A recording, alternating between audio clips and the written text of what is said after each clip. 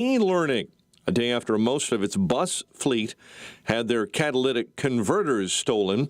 The Troy 30C School District, schools in Joliet, Plainfield, and Shorewood, announced to parents Monday morning the vandalism.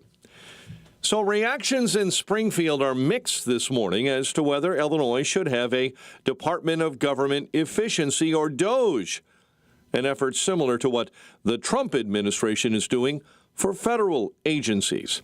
Asked if Illinois, with an anticipated $3 billion budget deficit for the next fiscal year, should have a similar effort, Democrat State Rep Marcus Evans Jr. says, not so fast. This budget deficit is the reality of government operations, and we're going to figure it out. But that Elon Musk department is not necessary here in Illinois. Republican State Representative Amy Ellick of Alton disagrees, saying the state's taxpayers need more timely transparency on how their money is spent. I'm a member of the Legislative Audit Commission, and we see audits after the fact, right? The errors, the problems have already occurred. Let's make sure that we're addressing those on the front end. Ellick expects to find low-hanging fruit within all state departments. Aaron Del Mar, while speaking at a Lincoln Day dinner in Lincoln, Illinois, hosted by Logan County Republicans, is suggesting he plans to run for higher office. The suburban Chicago Republican confirms he's thinking about running for governor. He was Gary Rabine's running mate in the 2022 gubernatorial primary. Chicago sports, Bulls and Pistons at the United Center tonight. Now, the Blackhawks are off until February 22nd. It's the break for the Four Nations face-off. Fighting Illini hosts UCLA tonight. Northwestern will visit the Oregon Ducks, and DePaul is at number 16 Marquette. Shota Imanaga will get a chance to pitch in front of his home country next month.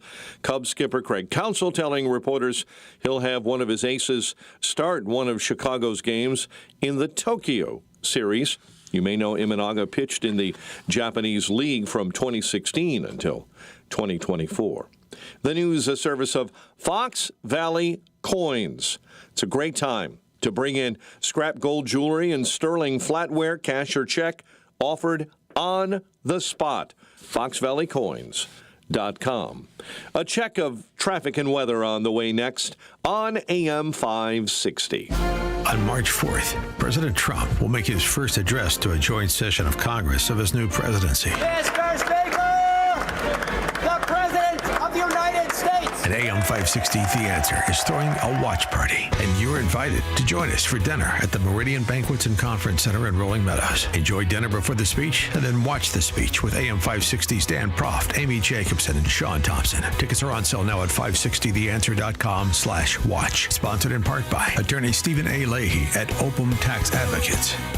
If you own or run a business and you listen to AM 560, you might not realize that the conservative programming that you enjoy is supported by advertisers.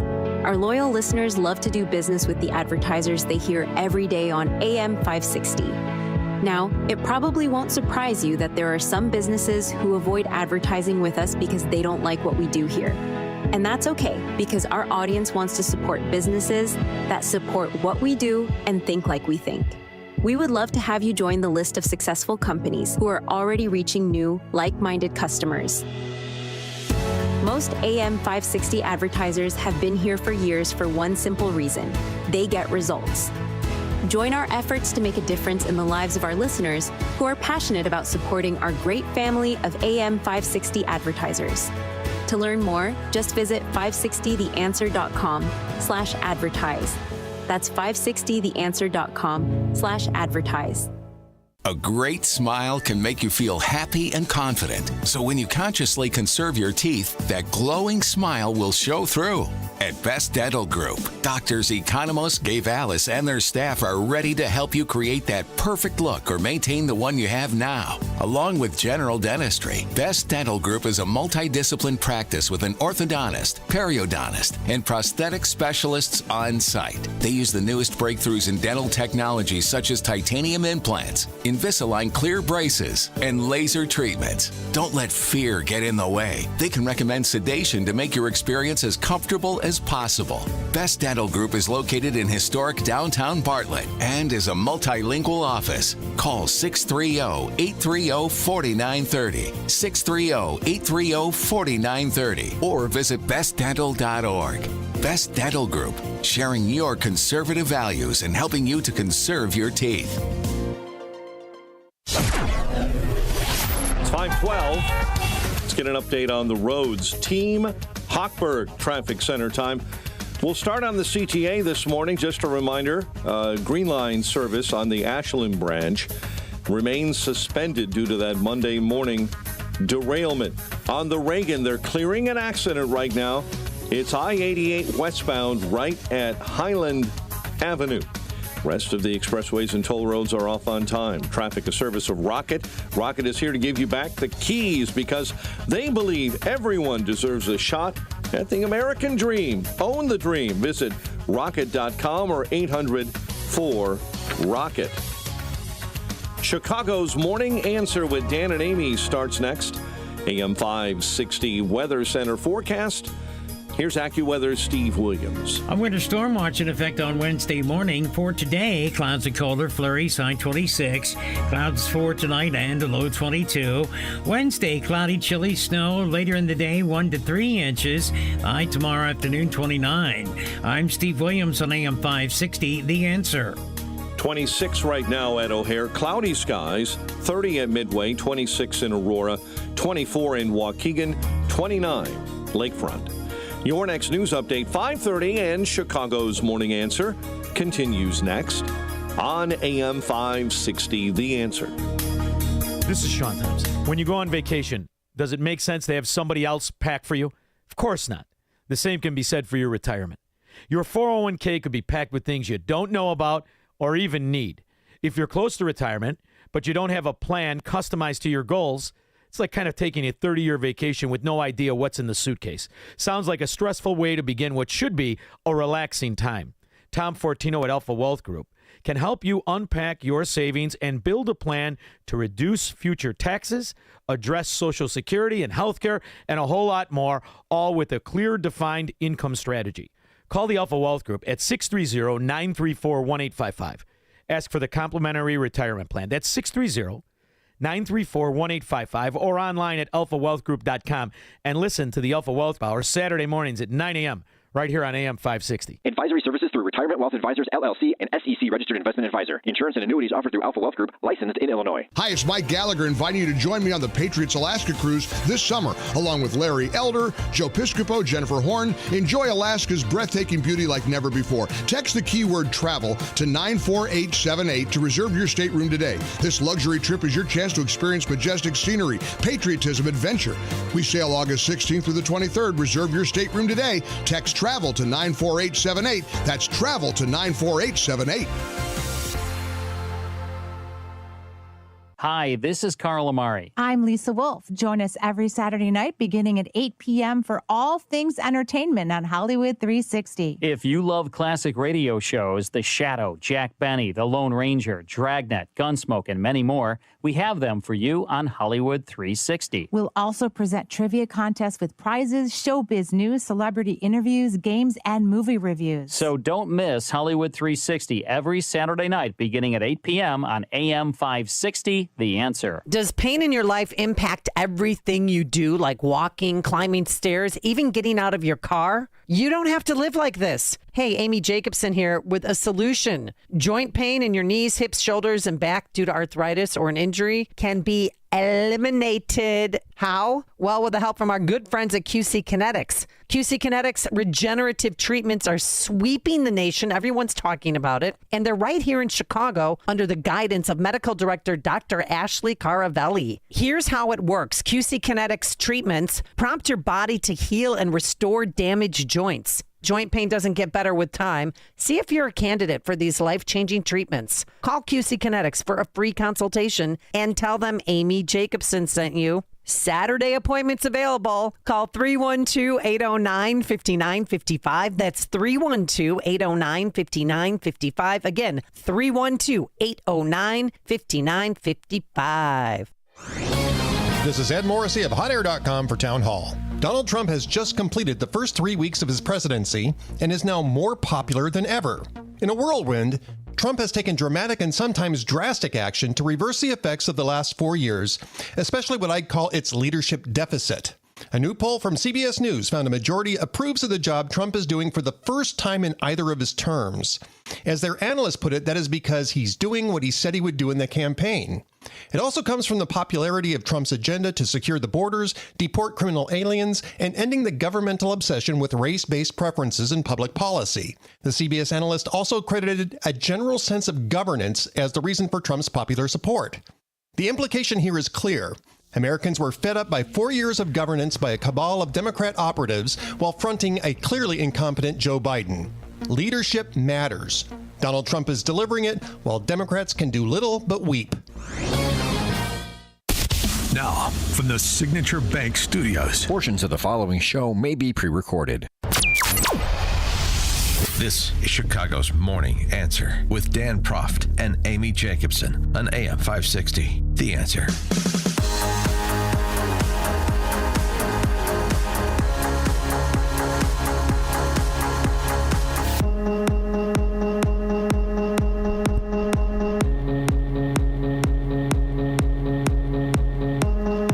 Top of the morning, Dan and Amy. First, President Trump sprung him from prison. Now, President, again, Trump has pardoned him for his crimes so that he can get a job at Home Depot. Well, talking about Rod Blagojevich, the official pardon coming down yesterday. 312-642-5600, turnkey.pro, answer line and text line.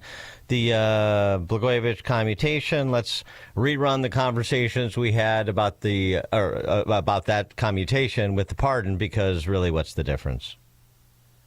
Well, I mean, the difference is now, he can vote again. And, well, he still can't run for office in the state of Illinois, maybe at a federal level, but at a state level, he's not going to be able to do it. But now he can be the U.S. ambassador to Serbia. He was just there last week. Yeah, and he met with the president. Trump was asked about that. Mr. President, are you considering him for ambassador to Serbia? No, but I would. Maybe the seed was planted. Maybe. But again, I mean, during that press conference, Blago had two press conferences. One when, reporters were in front of his house during the day. Then at 9 o'clock last night, he and Patty came out and they asked him about any office, whether it's overseas or, wherever. And she said he will have a second wife if he decides to ever run for office again. Meaning that she would leave him if he runs for office. He said, I'm quoting Patty, you will do that with your second wife. Hi-oh. Meet your second wife. Blagojevich was grateful. Let me tell you from the bottom of my heart how deep my appreciation and gratitude is for President Trump. To the extent that you believe he has the capacity to express any honest emotion. Rod Blagojevich, nobody is the fanfare. I mean, Rod Blagojevich is a big star among a certain segment of MAGA world now. I see from time to time. Well, he led Serbs for Trump this last election. He rallied the Serbian population to get out and vote. Right, because he's their self-appointed spokesman. Right. Right. All Serbs, he is the Pied Piper to the Serbian community. Sure. Okay. Believe whatever you want. He led that parade to the polls, Dan. Okay. All right. Well, if people aren't interested in Blago, that's fine by me, because I'm not really interested in him either. Did you have anything more you want to say about Blago? I mean, Marianne Ahern was there. One of the Bouvier sisters. What can you tell us about being pardoned? Well, I mean, the only thing I'll say is I don't think it's appropriate for me to comment about any rumors that are swirling around. I think, except to say one thing, that I'll always be profoundly grateful to President Trump for everything he's done for me and for my family. Yeah, I mean, was he wrongly accused? Now, I mean, we listened to the tapes, but we didn't hear all of the tapes, Dan. Did he make some mistakes? Yes. But should he have been in jail for 14 years? No, he served 8 years, and that was fine. Then 5 years ago, his sentence was commuted, and now he's been pardoned. And that was fine. Oh, who says that was fine? You and Trump, okay. But yeah. and people who say it's fine, their opinion doesn't really matter in the context of whether or not he serves out his sentence. Trump's opinion did, so he commuted it. And that was Trump's point yesterday, as it was when he commuted the sentence. It was set up by a lot of bad people, some of the same people that I had to deal with. Yeah, I think to read this as Trump passing judgment on Blagojevich's time as governor and the dynamics in Illinois is the wrong read. Blagojevich is a blunt instrument for Trump to use to whack back at the FBI and the Department of Justice that whacked him. It was in the first term when it was just things like Russiagate, and it was now in his second term after, of course, all of the federal indictments. That's what this is. Don't think this is some sort of absolution for Rod Blagojevich's conduct in Illinois politics. And for those of you who have basically no short-term memory, Rod Blagojevich was an awful politician. He was a terrible governor. He is a complete political opportunist, and that is something to be distinguished from a pragmatist. You understand the difference between a political opportunist and a pragmatist? Does anybody? No? All right, then I'll tell you. A political pragmatist is still operating from a base of principle, looking for a solution. An opportunist, let me make it for perhaps a metaphor. We'll bring it home. Okay.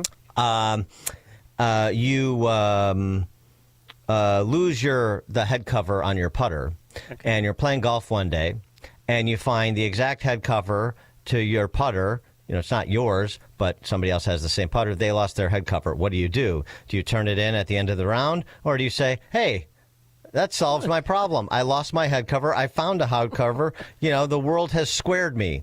Rod Blagojevich would keep the head cover, and a pragmatist would turn it in. That's the difference. So, if you want to, we can go chapter and verse on Rod Blagojevich's time as governor and the run-up to him being governor. If you want to do that, I don't think you do. If you consider yourself at all principled and at all on the center right and at all in favor of decent, productive government that lives within its core objectives. Got a great text message. Dan and Amy, let's stop for a moment to contemplate the reality that President Trump pardoned former Illinois Governor Rod Blagojevich as a jury is deliberating the fate of Blago's sworn enemy, former Illinois House Speaker Mike Madigan.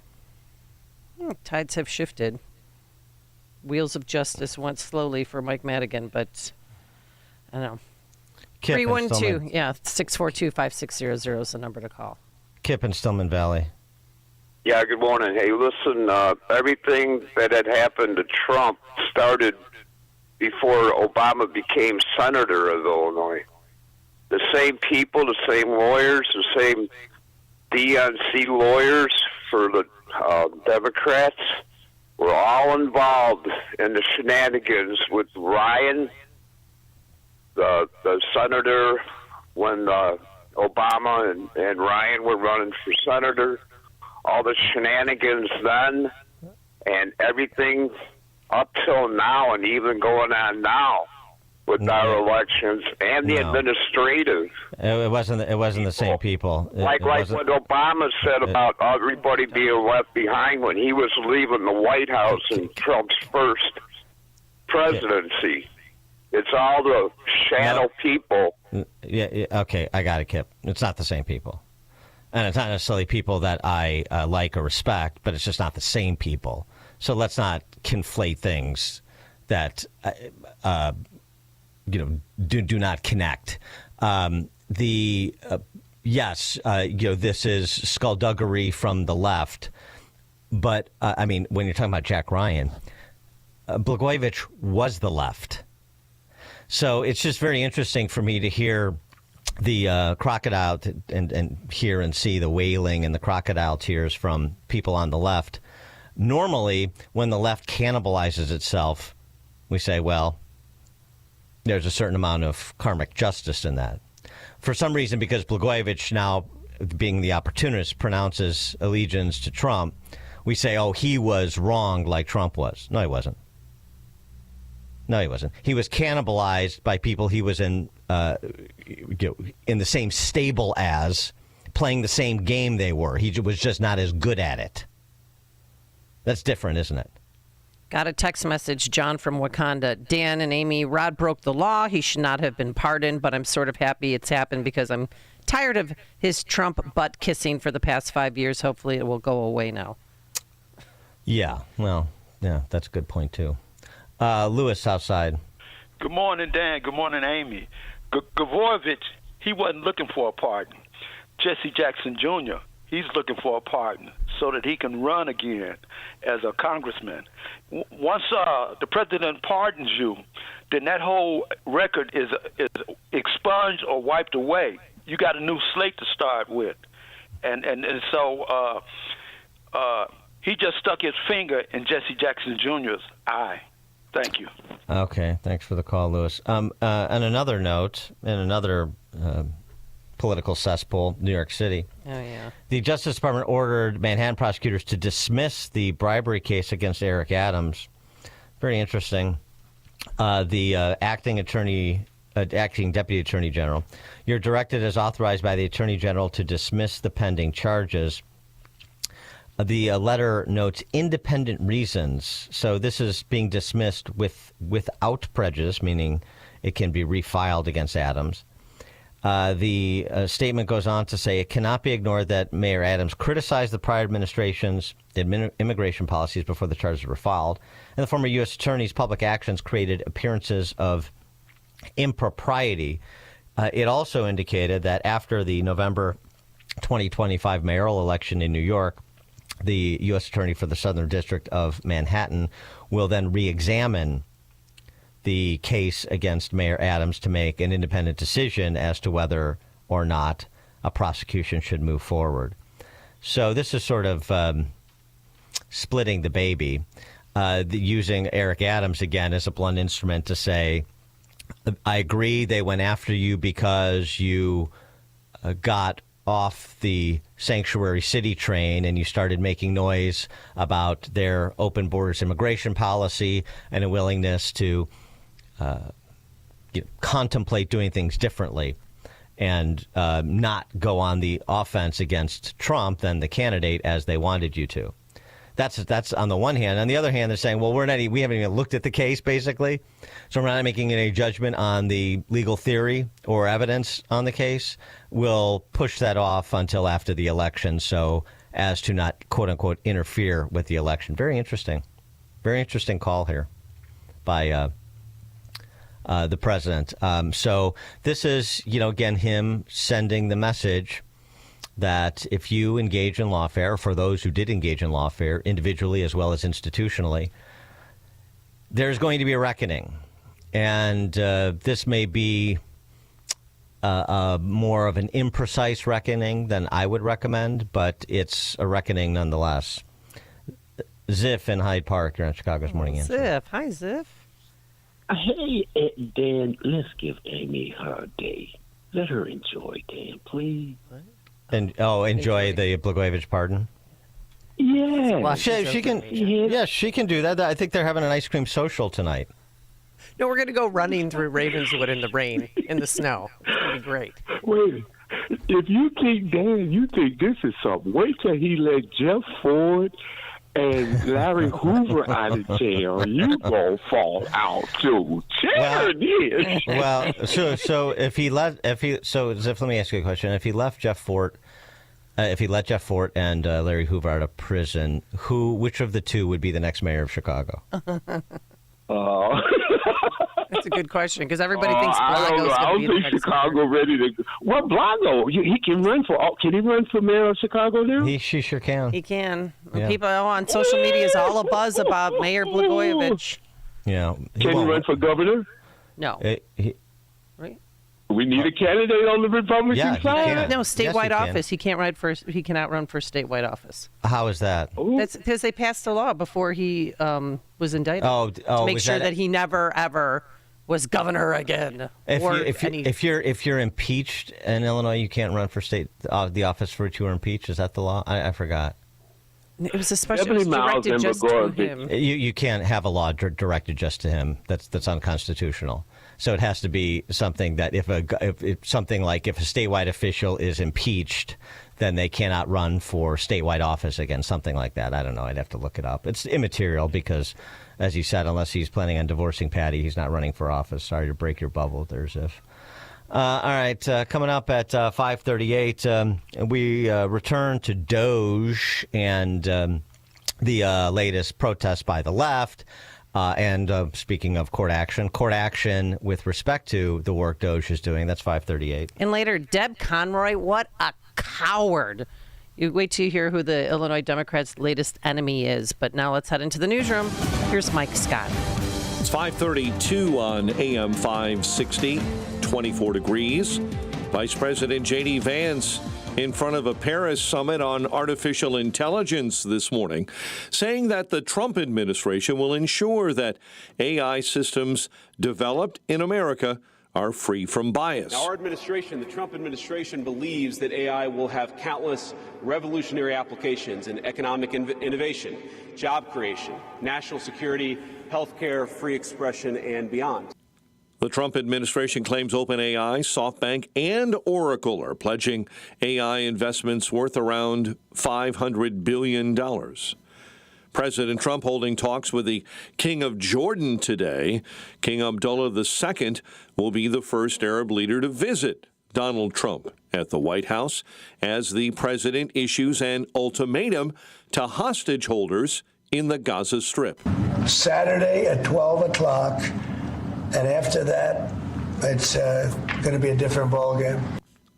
Trump saying Monday that if every single remaining hostage is not released by noon Saturday, quote, all hell, end quote, will break out.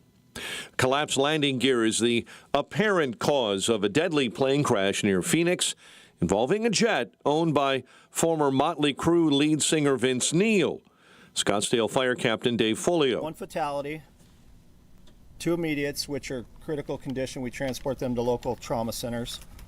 1 delayed, and then 1 non-transport refusal. They were evaluated and refused transportation to a hospital. So a total of 5 patients. The NTSB has taken over that investigation. A pause on President Trump's buyout offer to federal employees continues. For now. A federal judge in Boston extended his block on Monday that impacts over 2 million federal employees and issued a temporary restraining order. It comes after he initially paused the buyout offer late last week. Labor unions challenged the legality of the plan, which offers employees pay through September if they choose to resign. More than 60,000 workers have reportedly accepted the offer. I'm Lisa Taylor. Labor unions challenge the legality of that plan. It's the end of the line for thousands of Meta employees. The Facebook parent company began handing out pink slips Monday in an effort to eliminate about 5% of its workforce. Chicago area bracing for 3 to 7 inches of snow tomorrow, the heaviest in the afternoon tomorrow. Jurors entering day 10 of deliberations in Michael Madigan's landmark corruption trial. Co-defendant Michael McLean and the former Illinois House Speaker face charges accusing them of conspiring to participate in an array of bribery and extortion schemes. President Donald Trump granting a full pardon to former Illinois Governor Rod Blagojevich. After 2,896 days in prison, nearly 8 years, President Trump pulled me out of there, and now he did this. And all I can tell you is that President Trump is a man who, when he sees things that are wrong, he rights them. In other news we're following, the Sangamon County Board will vote today on whether to approve a $10 million settlement for the family of Sonia Massey in Springfield. The agreement reached through mediation. And Aaron Del Mar, while speaking at a Lincoln Day dinner in Lincoln, Illinois, hosted by Logan County Republicans, suggested he does plan to run for higher office. The suburban Chicago Republican was Gary Rabine's running mate in the 2022 gubernatorial primary. I'm strongly considering a statewide run for governor. That's not something that's been a big secret. We're evaluating all the different opportunities and putting together a team statewide. We're going to each of the 102 counties in Illinois and listening to see what the issues are. One of the biggest challenges with our current governor is he only governs Chicago. He doesn't govern the rest of the state. Del Mar recently resigned his position as co-chair of the Illinois Republican Party and believes current Governor J.B. Pritzker won't run in 2026.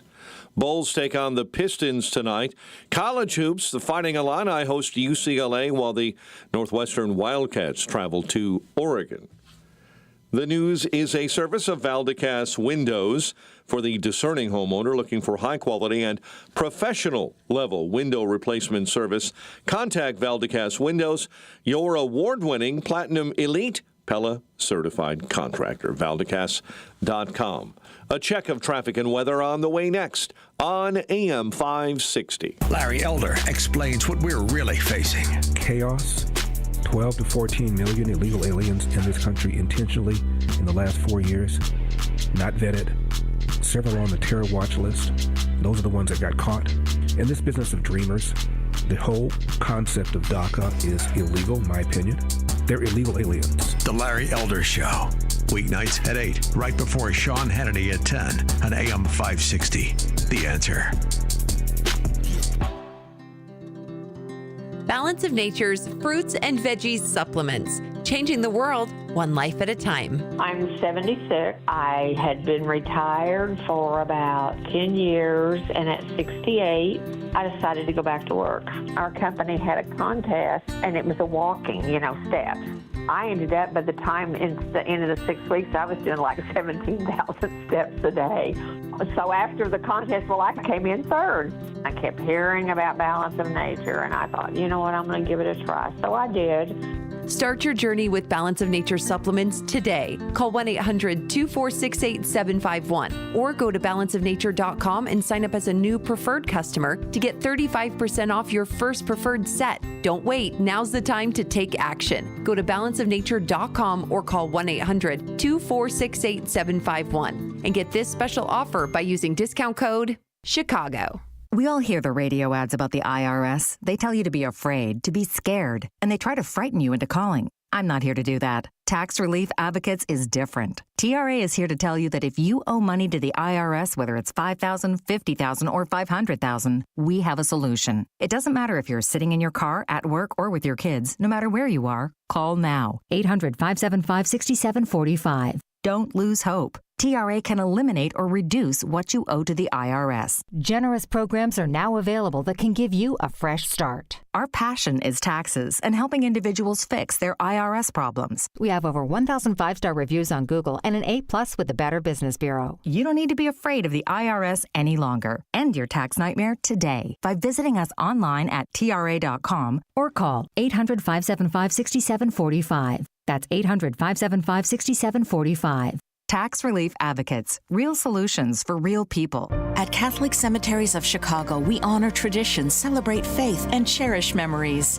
Take an active role in establishing your legacy for future generations by pre-planning your final arrangements today. Alleviate your loved ones of future financial burden. Lock in today's prices and take advantage of interest-free financing and no hidden fees. Visit CatholicCemeteriesChicago.org or call 708-236-5490 to schedule a free consultation today.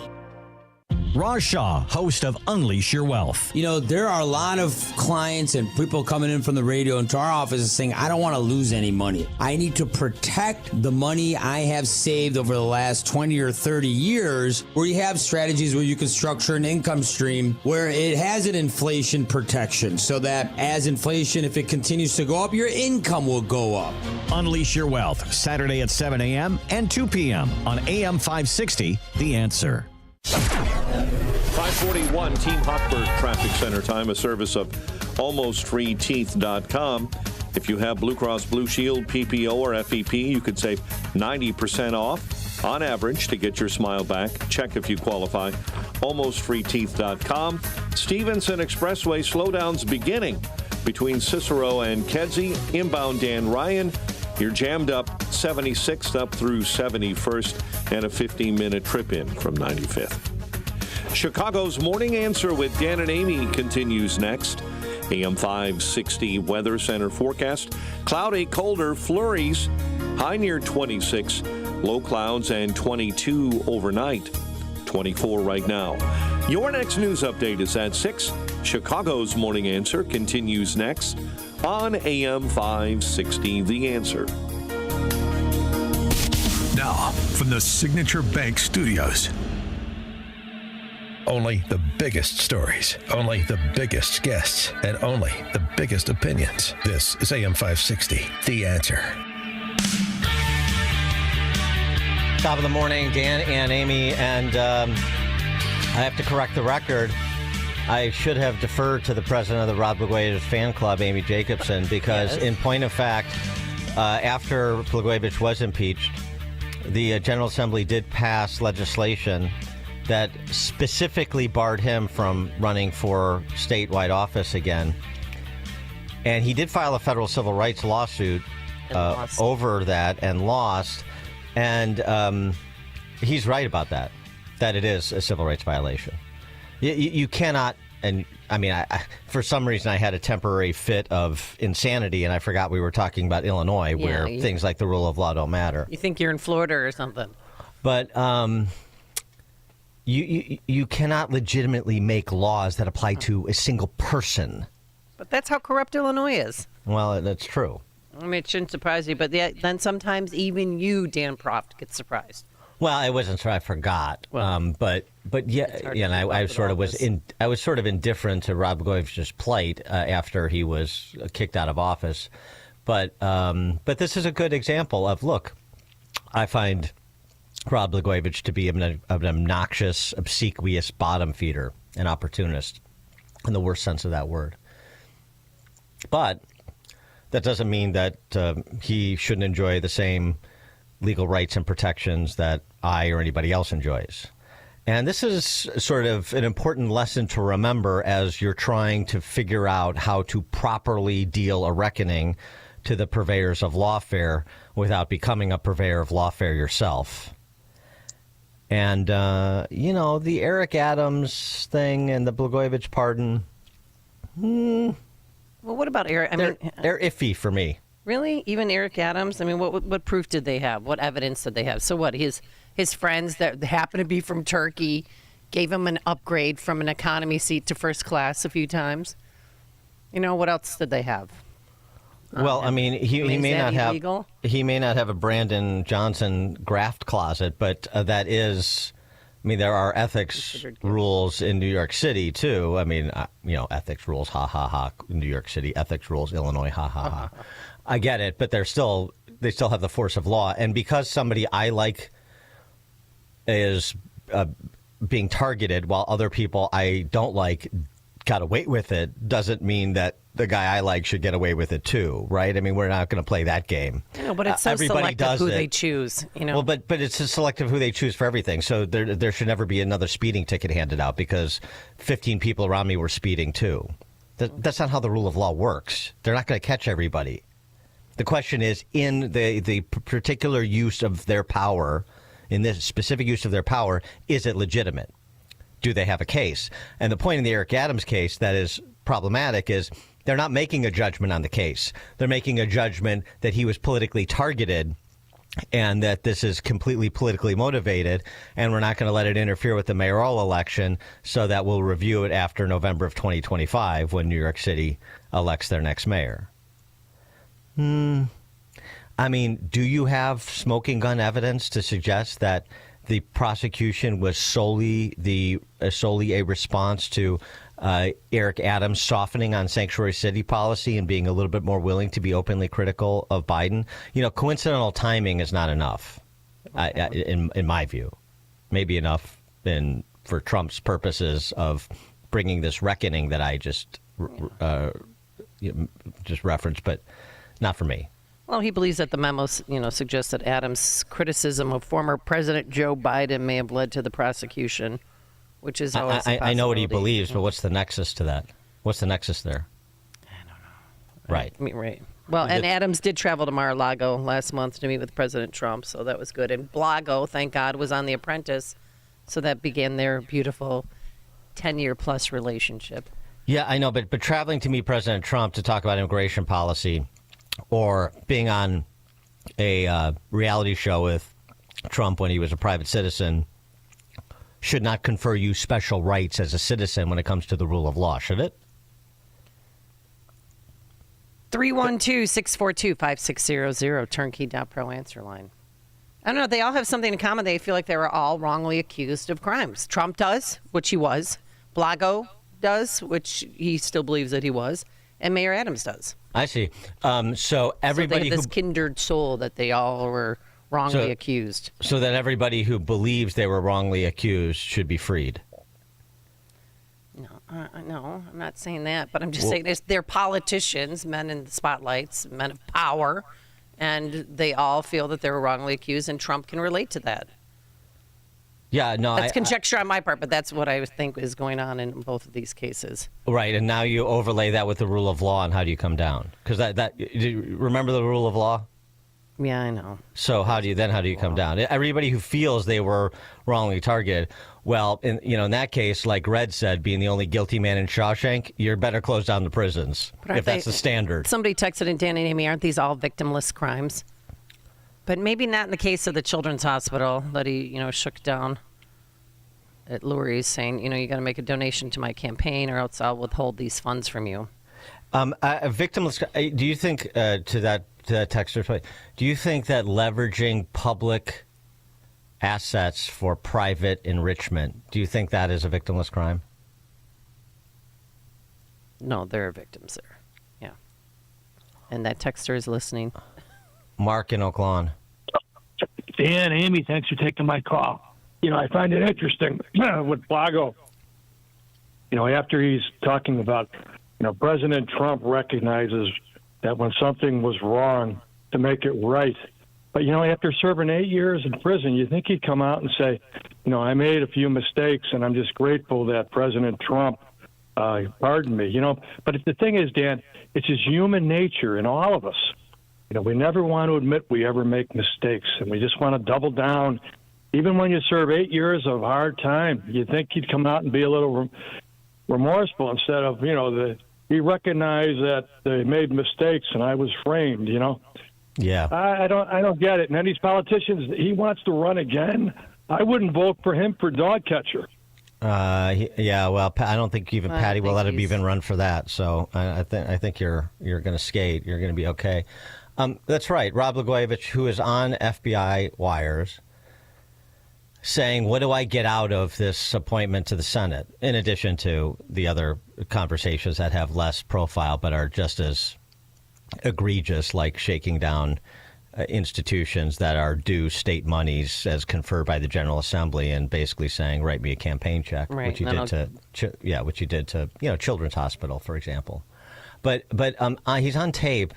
How does that come across, especially for the MAGA supporters, the Trump supporters that for some reason have this soft spot in in their heart for Blagojevich? I mean, I think most of the people supporting Blagojevich think that he's some sort of MAGA Saul of Tarsus are just completely cracked. But the wiretap, how does it come across to you? You consider yourself a center right, good government Trump supporter, fair playing field, equal protection under the law, and you hear Blagojevich. Go back and listen. You hear Blagojevich talking to various people.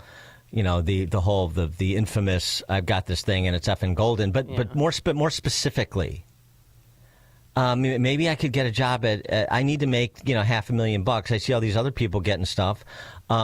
Maybe I could get one of those jobs at SEIU for, X amount of dollars. But then also it's all in the context of this legal appointment power he has. Is that how you think it should be done? But then you have disgusting people like Governor Pritzker calling and begging, like fishing for a job. Well, maybe you can give me this or maybe you can give me that. And it just all is dirty. And then Rahm Emanuel, why didn't we hear when Rahm Emanuel called him? That tape was never played in public.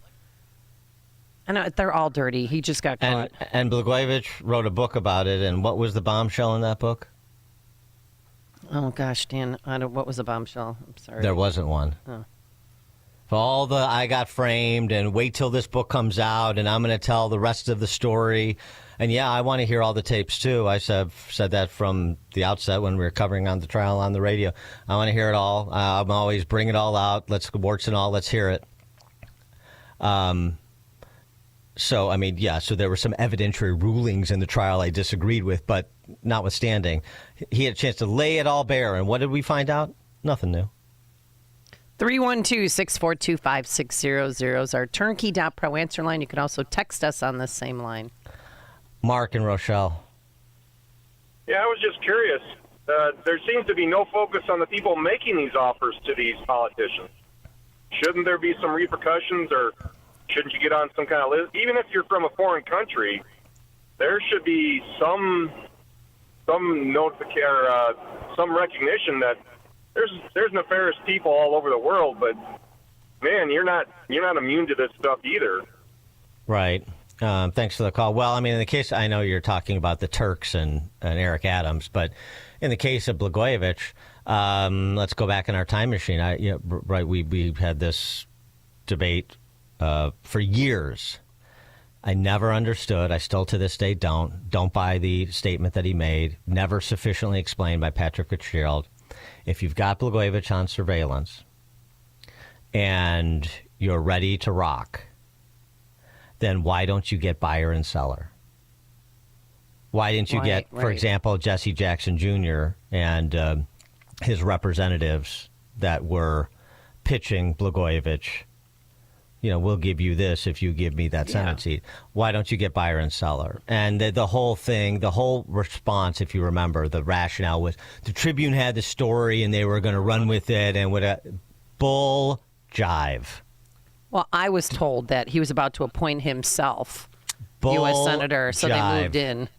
It's all that I don't believe either one of them. But why you're right. Why didn't they wait till the money exchanged hands? They could have been right there. Boom, got it on video. Well, there didn't need to be money exchanged hands. There just needed to be an agreement in principle. This is what we're going to do. Actually, there just needed to be a solicitation, and then you would have had seller. I mean, you would have had buyer, and then you set up seller since Blagojevich was, marketing it.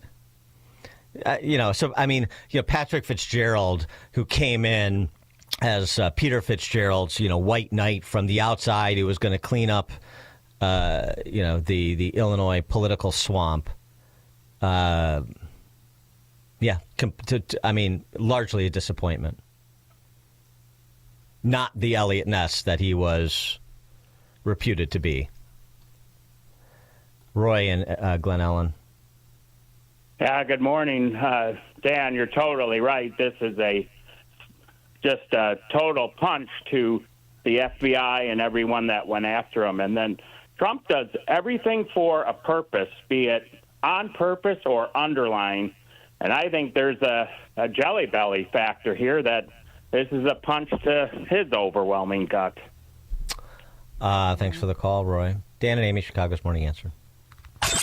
Before you see it on TV, share it on Facebook, or read about it in the paper, hear it here first. This is Chicago's Morning Answer on AM 560. The Answer. Come on with this, people. Move it! Did you really think you could make that company deliver yourself? Oh, I cannot handle any more traffic. You could be getting much more done at your place of business. I've wasted 45 minutes and now this place is gonna close. Time is money. Let Quick Delivery Service take on the traffic hassle for you. They'll deliver almost anything, From large pallets of materials to important documents, or both. No forms, no labels, no scanning. Just tell Quick Delivery Service where it's going, they'll pick it up, and get it to your destination quickly. Your cargo delivery is tracked in real time with GPS. Notifications are delivered right to your inbox. Visit QuickDelivery.com. That's QuickDelivery.com. Or you can deliver like this. Seriously, another train? Or get your delivery there on time with QuickDelivery.com. Or call 847-534-2244. 847-534-2244. My name is Dr. Joe Mealy. I've been a dentist for 56 years, and I'm a certified nutritional consultant. I started taking Balance of Nature 15 years ago. I think most people think when they eat fruits and vegetables, this is their idea of fruits and vegetables. I had an apple today. I had a pear today. I had a banana. That's their fruits and vegetables. They don't understand that each one of those fruits and vegetables has different nutrients than the others. Balance of Nature has made a significant difference in my life, in my wife's life. I feel we're on this earth to help each other. And if other people can benefit from my experience, I think that would be one of the best ways I could justify still being here at 81. Go to balanceofnature.com and get 35% off your first preferred set with free shipping as a new preferred customer by using discount code CHICAGO. For over 23 years, Applied Mechanical Sales has offered boilers, water heaters, and exhaust venting to commercial mechanical contractors. They aid in the selection of standard and high-efficiency hydronic system equipment for replacement or new construction. From schools to churches to high-rises and hotels, Applied Mechanical provides high-quality, cost-effective Camus boilers and water heaters in many of Chicago's most iconic buildings. Mechanical design firms trust Applied Mechanical to support them by specifying the size and type of boilers to best match a building's load profile for the worst of Chicago weather conditions. Engineers and contractors can be confident that they'll experience trouble-free operation for the next 15 to 20 years. Applied Mechanical Sales ensures their boilers are properly installed and operate at peak efficiency long after the initial startup. Go to appliedmechanicalsales.com to schedule a site visit and boiler replacement assessment. That's appliedmechanicalsales.com. If you own or run a business and you listen to AM 560, you might not realize that the conservative programming that you enjoy is supported by advertisers. Our loyal listeners love to do business with the advertisers they hear every day on AM 560. Now, it probably won't surprise you that there are some businesses who avoid advertising with us because they don't like what we do here. And that's okay, because our audience wants to support businesses that support what we do and think like we think. We would love to have you join the list of successful companies who are already reaching new, like-minded customers. Most AM 560 advertisers have been here for years for one simple reason: they get results. Join our efforts to make a difference in the lives of our listeners who are passionate about supporting our great family of AM 560 advertisers. To learn more, just visit 560theanswer.com/advertise. That's 560theanswer.com/advertise. AM 560, The Answer. All right, coming up on Chicago's Morning Answer. We'll hear from a USAID worker who had to conceal her identity for fear that Elon Musk won't let her continue to underwrite heroin production in Afghanistan and child sex exploitation in Africa. That's at 6:06. But first, let's stop into the newsroom. Here's Mike Scott. Chicago area bracing for a major winter storm.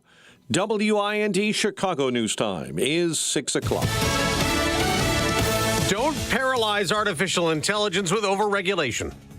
I'm Dave Anthony, Fox News. That's what Vice President Vance has told world and tech leaders at an AI summit in Paris, saying the technology will be revolutionary for job creation, healthcare, national security. He's thinking more about what AI can do for the world and less about what some see as its risks. We must focus now on the opportunity to catch lightning in a bottle, unleash our most brilliant innovators. Vice President Vance also told the summit that the Trump administration will keep what he calls ideological bias out out of AI. That's Fox's Jonathan Savage. And speaking of Europe, retaliation may be coming to President Trump imposing 25% tariffs on all steel and aluminum imports. No exemptions. In order to protect our country's future, a resurgence of U.S. manufacturing and production, the likes of which has not been seen for many decades. After Hamas warned the Gaza ceasefire may be in jeopardy, claiming Israel's violating terms, President Trump warns Hamas must release all the remaining hostages by Saturday at 12 o'clock, and if they're not here, all hell is going to break out. The president says he's speaking only for himself, saying it's up to Israel to decide how to respond to any delay in a hostage release. President Trump also says he does not believe Palestinians should return to Gaza as part of his plan for a U.S. takeover of the war-torn territory. Fox's Jared Halpern of the White House. A federal judge has delayed indefinitely a deadline for federal workers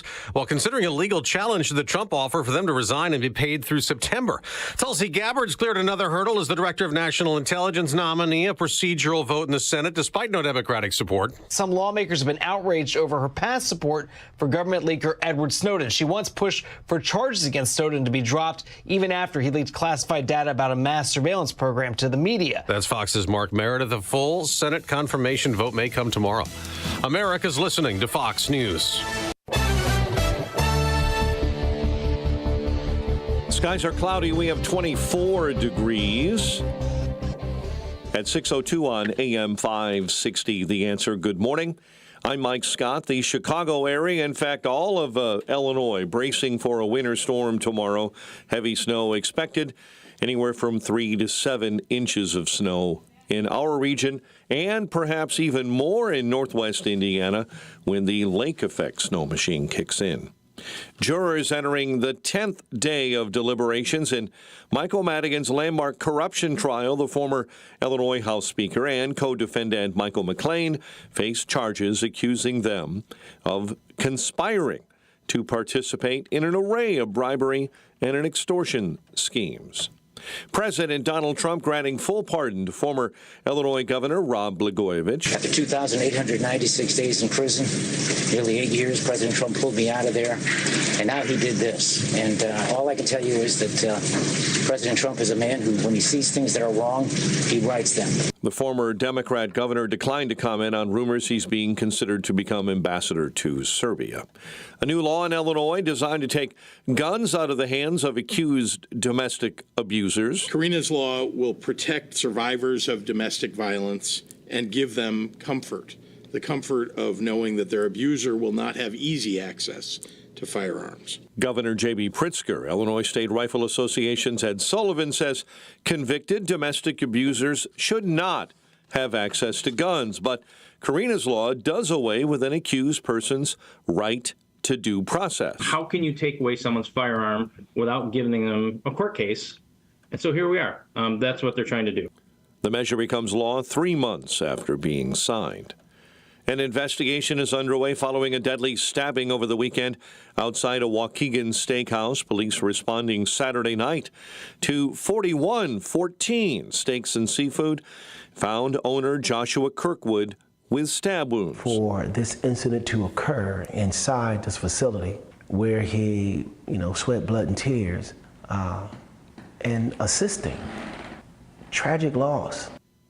Waukegan Mayor Sam Cunningham, court documents show Kirkwood was the owner of the restaurant, and the incident began with an argument at that eatery during a party. Will County Sheriff's Office confirms a missing 18-year-old Crete resident has been found dead. Samuel Green's body located Sunday hidden underneath a drain pipe. Bulls take on the Pistons tonight. Fighting Illini battle UCLA, while Northwestern will visit the Oregon Ducks, and DePaul is at number 16 Marquette. The news, a service of Low T Center. If you're not feeling that same energy anymore, testosterone therapy, or TRT, may be the answer. Look for personalized treatment like you'll get with the TRT experts at Low T Center. LowTCenter.com to book your appointment.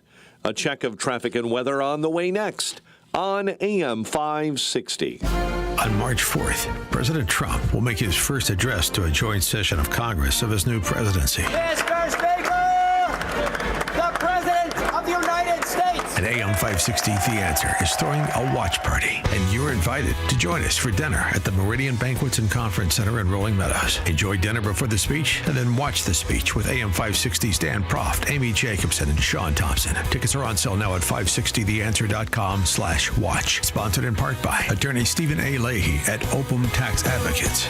Jeff Tischlar, author of High Tech versus the Highest Tech, has shared his knowledge of the spectacular things that we see in nature, as opposed to what man has created, and how this should inform one's faith.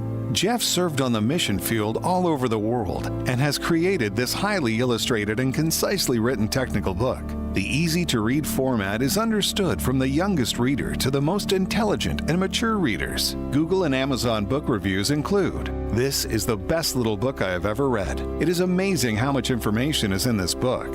And a beautifully written and illustrated book. The author has a gift for describing complicated technical details in a very understandable style. This book is available now in paperback on Amazon. Search High Tech versus the Highest Tech by Jeff Tischlar. 100% of proceeds go to missions. That's High Tech vs. the Highest Tech by Jeff Tischlar. When you hear the term living better, what do you think about? More money? A bigger house? Maybe a yacht? What about how you feel physically? How you wake up each day? How you sleep? What activities you can and cannot do? When you feel good, life is good. So if pain is affecting your life, see how Relief Factor can help. Relief Factor is a daily supplement that fights pain naturally. Developed by doctors, it doesn't just mask pain temporarily, it helps reduce or even eliminate pain. In fact, the longer you take it, the more effective it is. So give their 3-week quick start a try. It's only $19.95, less than $1 a day.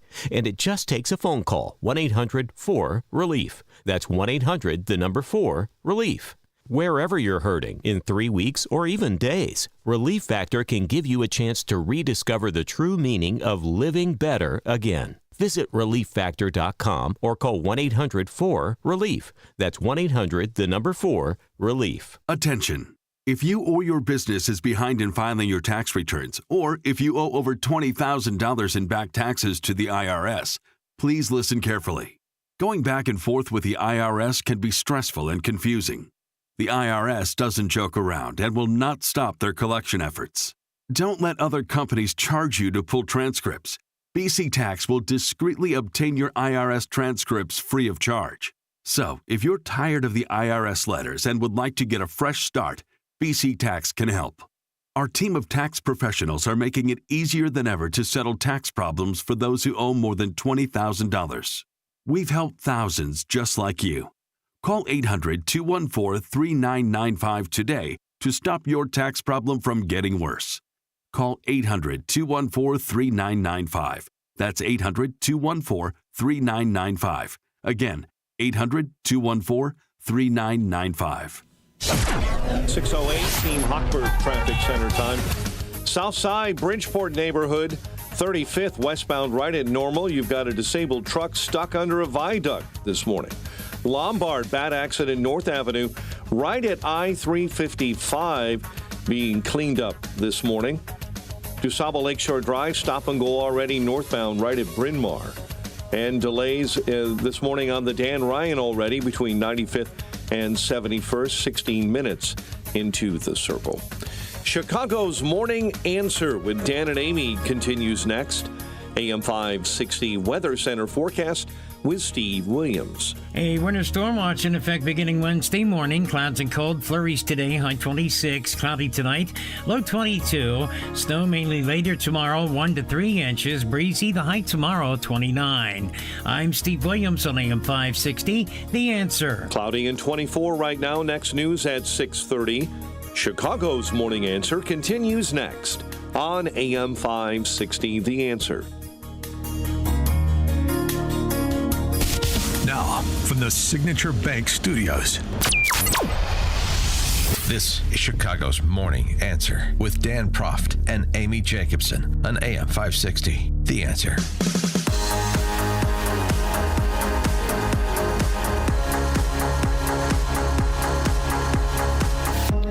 Top of the morning, Dan and Amy. Frightening times for federal government workers. The the FedGov is under assault by the Doge boys. Margaret, we have so much to get through. Brennan over at CBS News was able to score an interview with one of these frightened USAID employees. Now, of course, the identity of this employee had to be concealed because she or he lives in fear of the Doge boys and that billionaire run amok named Elon. Here's this USAID employee's perspective on what's happening.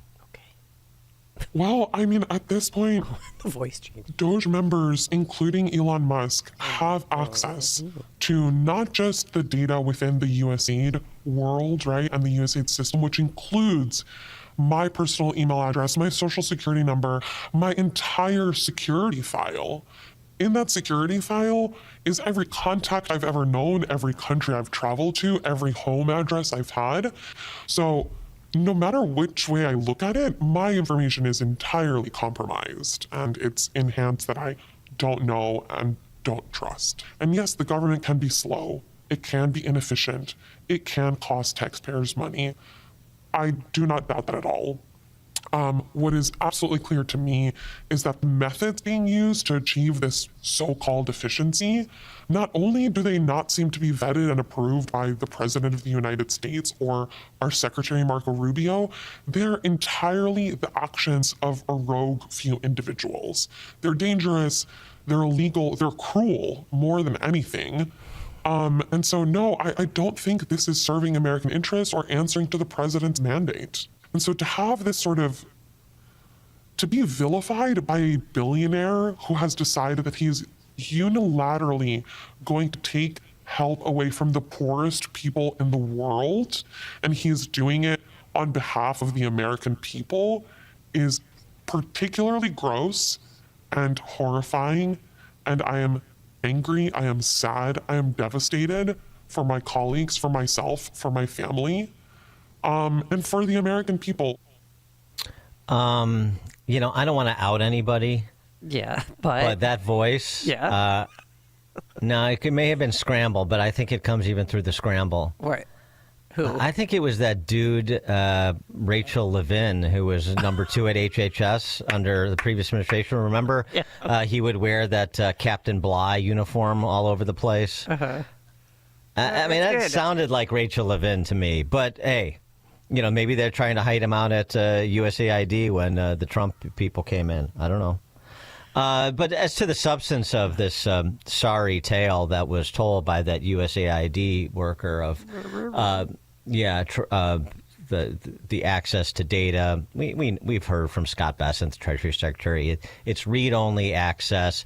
These are, but by the Doge staffers are U.S. Treasury employees. It's not this rogue operation.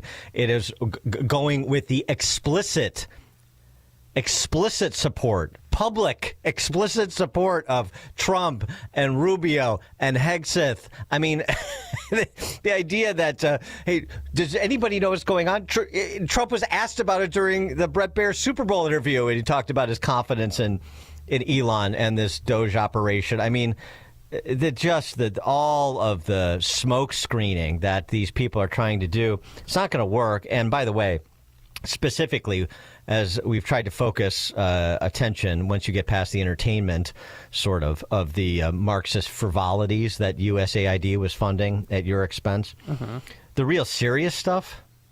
But we made some mistakes.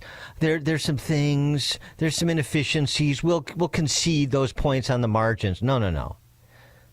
Central to what you do is against the interests of America. It's central to what you've been doing, not ancillary, not accidental. I'll give you an example. Good piece over at, and by the way, this has been going on for generations. As we talked about at the end of last week. It used to be, oh, by the way, there used to be a lot of criticism from the left targeting USAID because of their funding and getting in bed with dictators the world over, supposedly in the interests of advancing America's national security concerns and so forth, but they were disastrous and also nonsensical at the outset. And previously, Warren Christopher, Bill Clinton's Secretary of State, called out USAID and called for it to be rolled into the State Department, which is exactly what Trump did. But now it's constitutional crisis, according to them. It's all silliness, but it's not just silliness. Well, Matthew, let me just get to this piece. Matthew Petty over at Reason Magazine has a good piece about some of the big spend, in unbelievably wrong ways, funding drug production in Afghanistan during the U.S.'s failed war in Afghanistan, because opium was such a large part of the poor and war-torn country's economy. The fighting between the Taliban and the U.S.-backed Afghan Republic looked more like a turf war between rival narco gangs. USAID tried to change the state of affairs, spending $1.46 billion on alternative development programs from 2002 to 2017. The goal was to encourage farmers to move away from opium by providing fertilizers, equipment, and other assistance for non-opium farming.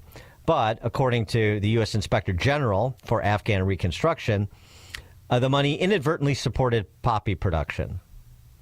In other words, Afghan farmers were happy to take the USAID's help while continuing to grow opium. For example, opium cultivation increased by 119% in the Kandahar food zone between 2013 and 2015 after USAID helped expand the irrigation systems there. Overall, the size of the opium fields grew from almost nil in 2001 to 35,000 hectares, an area slightly bigger than Rhode Island in 2017. USAID inadvertently, because we're going to give them the benefit of the doubt on intentions, financed the dramatic expansion of the heroin racket in Afghanistan. And even if you grant them inadvertent status, your intentions don't matter.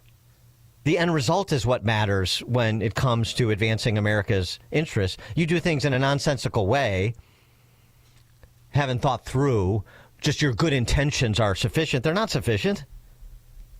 $1.46 billion, not just wasted, but used against America's interests and, frankly, against the interests of the Afghan people. Nice twofer. USAID. How about this one? Child sex abuse scandals in Africa. USAID-funded charity in Kenya covered up rampant sexual abuse of children. And USAID funded a second charity in the Central African Republic a month after a major sex abuse scandal broke. This Children of God Relief Institute ran an orphanage for Kenyan children affected by AIDS and similar projects. Again, received high praise from the government, and even Mike Pence welcomed the founder of this charity, Mary Owens, on stage at a World AIDS Day event, because their intentions and what they say they're doing is all that matters. What they're actually doing, something different. In 2021, a whistleblower told USAID the charity was harboring a dark secret. The Inspector General soon determined that Children of God Relief Institute officials knew or should have known of multiple incidents of child sex abuse, but failed to take effective remedial measures to address the abuse. Sounds like the Chicago public school system. Mm-hmm. In some case, the victims were forced to apologize for provoking their own abuse, according to the Washington Post. So then they finally cut off funding in 2023 and forced Mary Owens, this celebrated point person of this charity, to resign. And then in 2019, CNN, I mean, this has been reported before, too. And now, of course, the D.C. press corps is just pretending none of this ever happened. They don't have any, and they don't seek any institutional knowledge to really assess whether or not this agency is worth salvaging, because they're just too busy opposing Trump reflexively. In 2019, CNN revealed the charity Caritas Centrifique in the Central African Republic was being run by Luc Delft, a convicted child molester from Belgium. Boy, that would have been hard to figure out. No, they vet about as well as FBI does at the border. And accused Delft of continuing to abuse Central African children. The following month, after this report, USAID began funding that charity through a joint UN program. Delft gets sent back to Belgium, but USAID's Inspector General finds the charity potentially lacked the necessary structures and policies to prevent sexual exploitation and abuse in USAID-funded programming. And there are others. Medical supply, boondoggle. He goes through covert warfare during the Cold War, sending an aid worker to be arrested in Cuba. I mean, we talked on Friday about getting in bed with third world dictators to start up an airline at his private benefit. I mean, crazy big stuff that is basically just in the business of helping to finance people exploiting other people the world over. And then, but couch it in the use of soft power. This is what Chris Coons, Joe Biden's seatmate there in Delaware, called the use of soft power. It's scandalous, the whole thing. 312-642-5600 is our turnkey.pro answer line. You could also text us on that same line. Greg in Jefferson Park. Hey, good morning, Dan and Amy. Yeah, I got a neighbor who works for, I don't know if it's OMB or whatever, but him and his crew have been doing this for over a decade. They rate reports on how the post office can be more efficient and get more done and so on and so forth. And in the process of doing this, I know he's been to Japan once, Europe 2 or 3 times, Little Johnson, Hawaii. And, and I asked him one day, I says, I go, and he's told me the specifics of some of the stuff they've done. I go, well, that sounds good. I go, but what if this stuff has ever been implemented? And the answer is nothing. No. So what the hell are you guys doing? And he actually said to me once, he goes, because I told him, I said, the post office can't make it on the postage that's paid on letters and boxes and what have you. And he goes, oh yes, they can. They make money. I go, no, they don't. They're constantly getting money from the rest of the government to pay the bills. He goes, that's just to fund the pensions. Yeah, well, the pensions are wildly underfunded too. The pensions are wildly underfunded. Yeah, right. And to your point, I mean, they're not upholding the full complement of their obligations, right? They're not self-sustaining. Of course not. Exactly. Of course not. And his wife works for CP. A social worker making $110,000 a year. I mean, you can't make this stuff up. They need to get rid of 1 million people in the federal government. Thanks for taking the time. Thanks, Greg. Well, I just wanted to play this real quick. It's a viral video. This is an independent woman who is talking about comparing Democrats are acting like cheating boyfriends right now. Democrats are acting like cheating boyfriends right now. I'm sorry, but somebody's got to say it. I'm independent. I think there's good ideas on both sides. There's bad ideas on both sides. But what this Doge audit is reminding me of is like a girl taking her boyfriend's phone and like hiding in the bathroom. And the Democrats are just banging on the door. And they're like, you are invading my privacy. You can't go through my phone. And Elon Musk is like, yes, I can. I can see what you've been up to. And then every time Musk comes out of the bathroom, he's like, look, see what you did? They just turn it around and they're like, you invaded my privacy. This was your fault. You broke my trust. That's a pretty good metaphor. Yeah. I mean, they're petrified their corruption's going to be unearthed. So there you go. In the past 48 hours, this is from Doge, HHS has canceled 62 contracts worth $182 million. The contracts were not entirely for administrative expenses. The contracts were entirely for administrative expenses. None touch any health care programs. This is something we've known for a long time, but they're providing the receipts, which is all these agencies, particularly like transfer payments, the welfare programs and so forth. They don't fund the program, they fund the bureaucracy. These are this is all about sustaining the bureaucracy. It's not, and to the extent that a few nickels filter out into the body politic to help some people, that is secondary or tertiary to the real point of all this spend, which is to fund all of the bureaucrats, the bureaucracy, the political army. Those contracts at HHS, one include... There's more condoms? What included... Someone's having a lot of sex out there. I tell you what, I would rather send condoms to Gaza than spend $168,000 for an Anthony Fauci exhibit at the NIH Museum. What? Yeah. Burn it down. Burn it down. And make sure it doesn't get billed. Anthony Fauci exhibit. And by the way, I hope this is not providing. I hope if this is getting a dime of federal funding, that they're on it. The COVID monument in Chicago? Oh, yeah, I saw an artist rendition of it, yes. 25-foot stainless steel monument slated for the Illinois Medical District to be completed later this year, a monument to honor the victims and frontline workers during COVID. I know. And it's like little COVID balls that they put, they're protruding from the earth. We need to get big balls on the COVID balls. I really was sad I missed yesterday so we could talk about big balls. He's back. So we've got a lot more big balls. Oh, well, big balls never left. Marco Elise is back too. Okay. So we'll get to these soon to be Doge celebrities. Also this too. Remember this from the former White House spokeswoman KJP? Remember this? So, disaster relief, this is a falsehood. Disaster relief funds used on immigrants illegally in the U.S. The fact is, no money is being diverted from response needs. That's the fact. Oh, I remember that. She said it over and over again. And yesterday, the Doge team discovered that FEMA sent $59 million last week. Just last week, guys. Just to luxury hotels in New York City to house illegal immigrants. And in Chicago, too. I mean, they're at the Chicago Inn still. But in Brooklyn, they're opening a 2,200 bed shelter for men only, illegals. Now, to be fair, FEMA was not shy about reporting this. It's just when it got out, then everybody just lied about what they had celebrated because this is what they do. They were celebrating amongst themselves, never thinking that anybody could interrupt this spending party that they do. But there are FEMA press releases. There are Politico stories. Politico, which is USAID funded. Politico, New York City to get $104.6 million from FEMA from asylum seekers. Press releases from FEMA.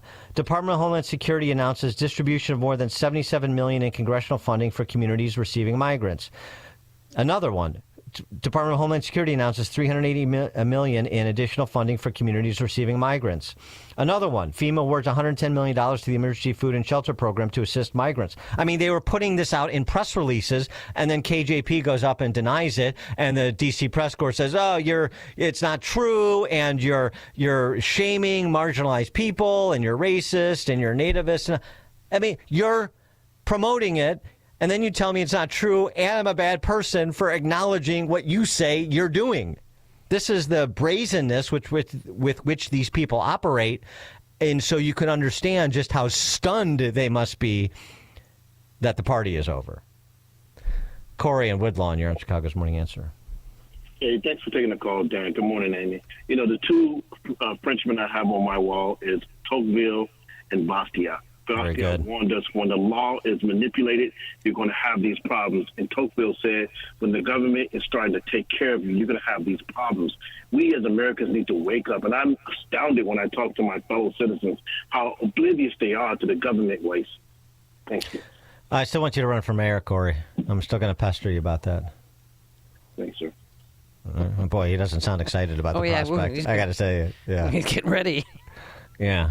I mean, Corey would be, he would, I just know it. I mean, just from talking to him and then talking to him for something, he would be good. Now, I'm not saying that should be inflicted upon a good person like Corey, but he would be a really interesting candidate. So I'm going to keep, slowly trying to break him down. Over, because we got 2 years. Got plenty of time. 2 years? Can you imagine? We got to play for you the latest. I don't know if you played it yesterday, but Brandon Johnson about his biggest mistake. Did you hear about it? He makes mistakes? Yeah, and I don't know if you want to hear about it now, but this was his biggest mistake so far. I will say, if there was something that I could, maybe do differently or just reset. All right. I would have. Yeah, say it. I would have cleaned house faster. Seriously. I was raised a certain way. I'm just being honest, that there were a number of people that I inherited in my administration, and I was trying to show, godly presentation that we can work with people who come from other administrations. They don't have to agree with me 100% to work with them in my administration. Yeah, okay, whatever. Clean house, okay, fine. Yeah, but if you ain't with us, you just gotta go. If you ain't with us, you gotta go. Yeah, so I mean that's the same thing Trump is doing, and that's fine. I mean, okay. His one mistake. He didn't want any non-dyed-in-the-wool Reds in the administration. He should have gone faster to install only dyed-in-the-wool Reds in his administration. Yeah, okay, fine. I mean, that's his prerogative, as far as I'm concerned. Constrained by whatever the laws that are applicable to hiring are. Ed in Oak Brook. Yeah, you know what? The thing is, I've been in the business for a long time in finance, and once you have millions and billions of dollars, it's really hard to account for. But what I want to make sure that everyone knows is that when you have a program in the private sector, you have results. So in other words, if you want to do something, we want to have free beef sandwiches. Okay, let's measure the results for free beef sandwiches. You're not getting that from the federal government. They just throw the money out there, and nobody seems to. Well, a lot of people do care because they're the ones that are pocketing that money. But this is just a shame. It's a tip of the iceberg. And then, Dan, you mentioned that they saved $42 billion on this program, that program. Where's that money going? How do we know that? I'm sure the program's there, but is there a thing that's showing that this is going back into the government treasury? I never seen that yet. Well, I mean, again, thanks for the call, Ed. The clawing back of money and sort of the reaccounting for it and returning it to the Treasury or the relevant HHS accounts in the case of the contracts that were canceled. This is the sort of infrastructure that Doge is setting up. But again, the key takeaway here is, in addition to the reckless spend in the direction of the political priorities of the middleman, what you're funding are those middlemen. That's what you're primarily funding in government. Tim in Naperville. Yeah, I got a question for you. It's been a while since I've attended a math class, but this USAID worker complained that we were taking money away from people that have nothing. Well, isn't being $40 trillion in debt a worse state than having nothing? Thanks for the call, Tim. All right, coming up at 6:36, our old friend Selena Zito joins us to do a little check-in on her reviews of Trump. And she had this great piece in the Free Press a couple weeks back we'll talk about as she sort of reflected on her 10 years of knowing and covering Trump. Selena Zito, 6:36. But first, let's head into the newsroom. Here's Mike Scott. 6:33, snow showers and 24 degrees. Pause on President Trump's buyout offer to federal employees continues for now. Federal judge in Boston extending his block that impacts about 2 million employees. New York City Mayor Eric Adams scheduled to give an address at noon today after the Department of Justice ordered federal corruption case against the mayor to be dropped. An investigation continues into a deadly Arizona plane crash involving a jet owned by former Motley Crue lead singer Vince Neil.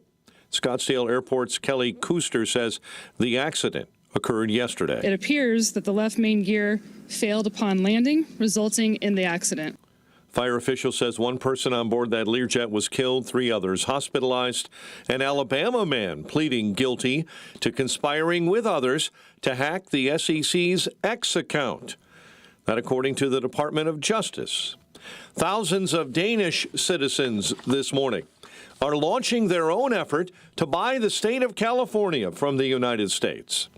The online petition has garnered about 200,000 signatures so far. It says buying the Golden State would provide Denmark with more sunshine, dominance in the tech industry, limitless avocado toast, and easy access to Disneyland. Chicago area bracing for a winter storm tomorrow. The National Weather Service says heavy snow is possible. Jurors entering day 10 of deliberations in the corruption trial of former Illinois House Speaker Michael Madigan and co-defendant Michael McClain. President Trump granting a full pardon to former Illinois Governor Rod Blagojevich. It's my honor to do it. I've watched him. He was set up by a lot of bad people, some of the same people that I had to deal with. Blagojevich was released from federal custody back in 2020 after serving 8 years of federal corruption charges.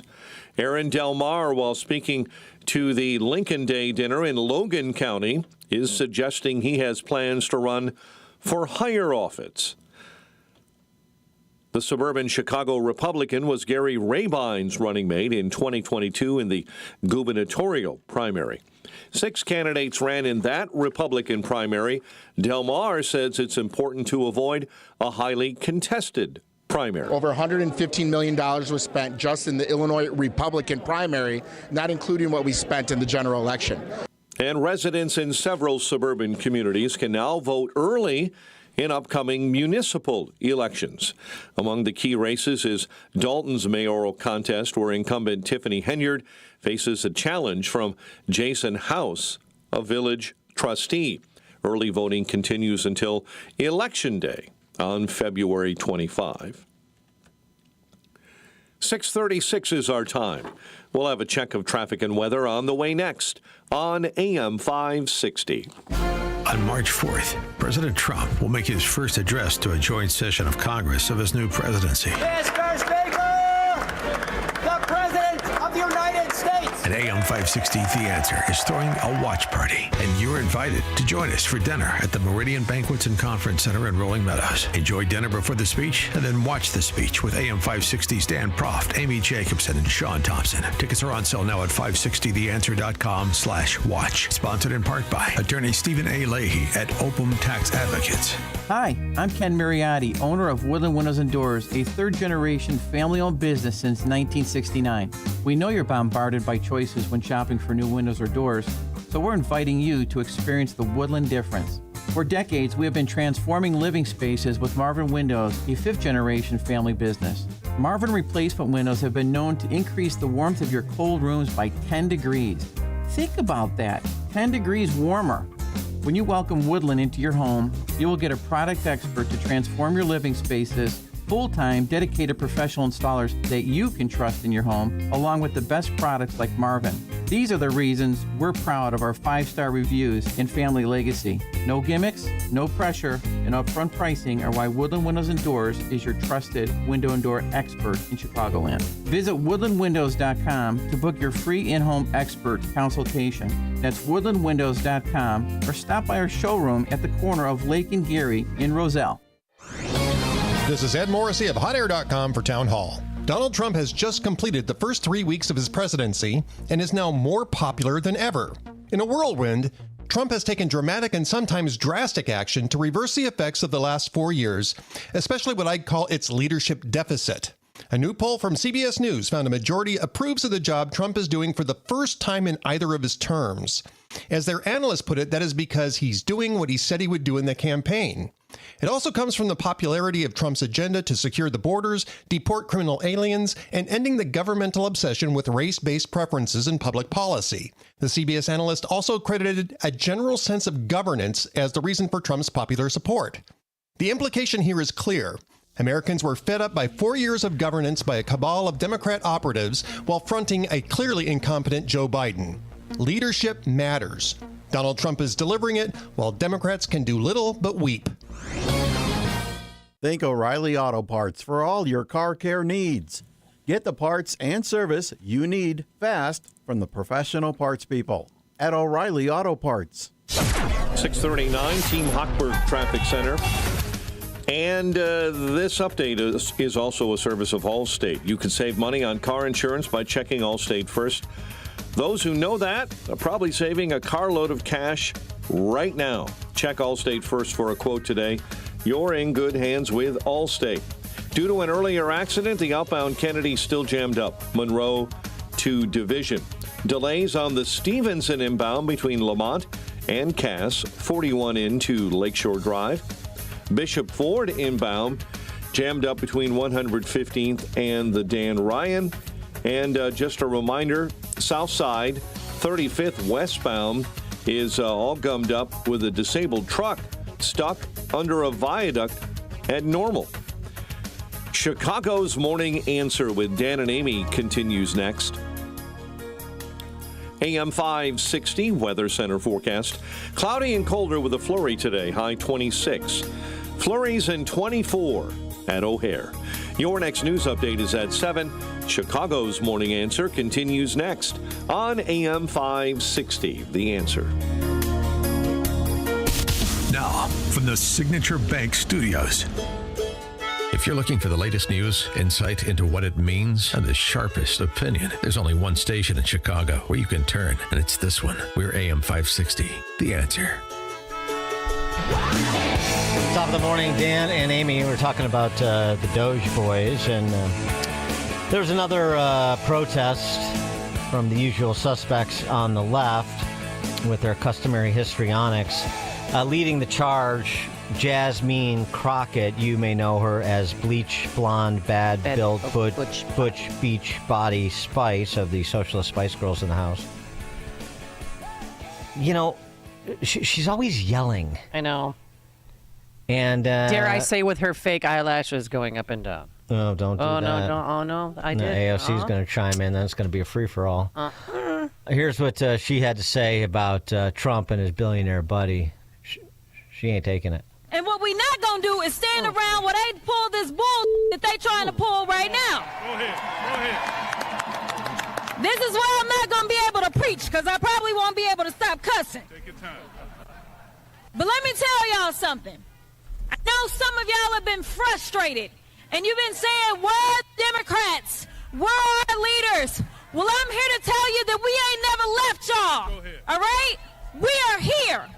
We are also going to make sure that they uphold the law.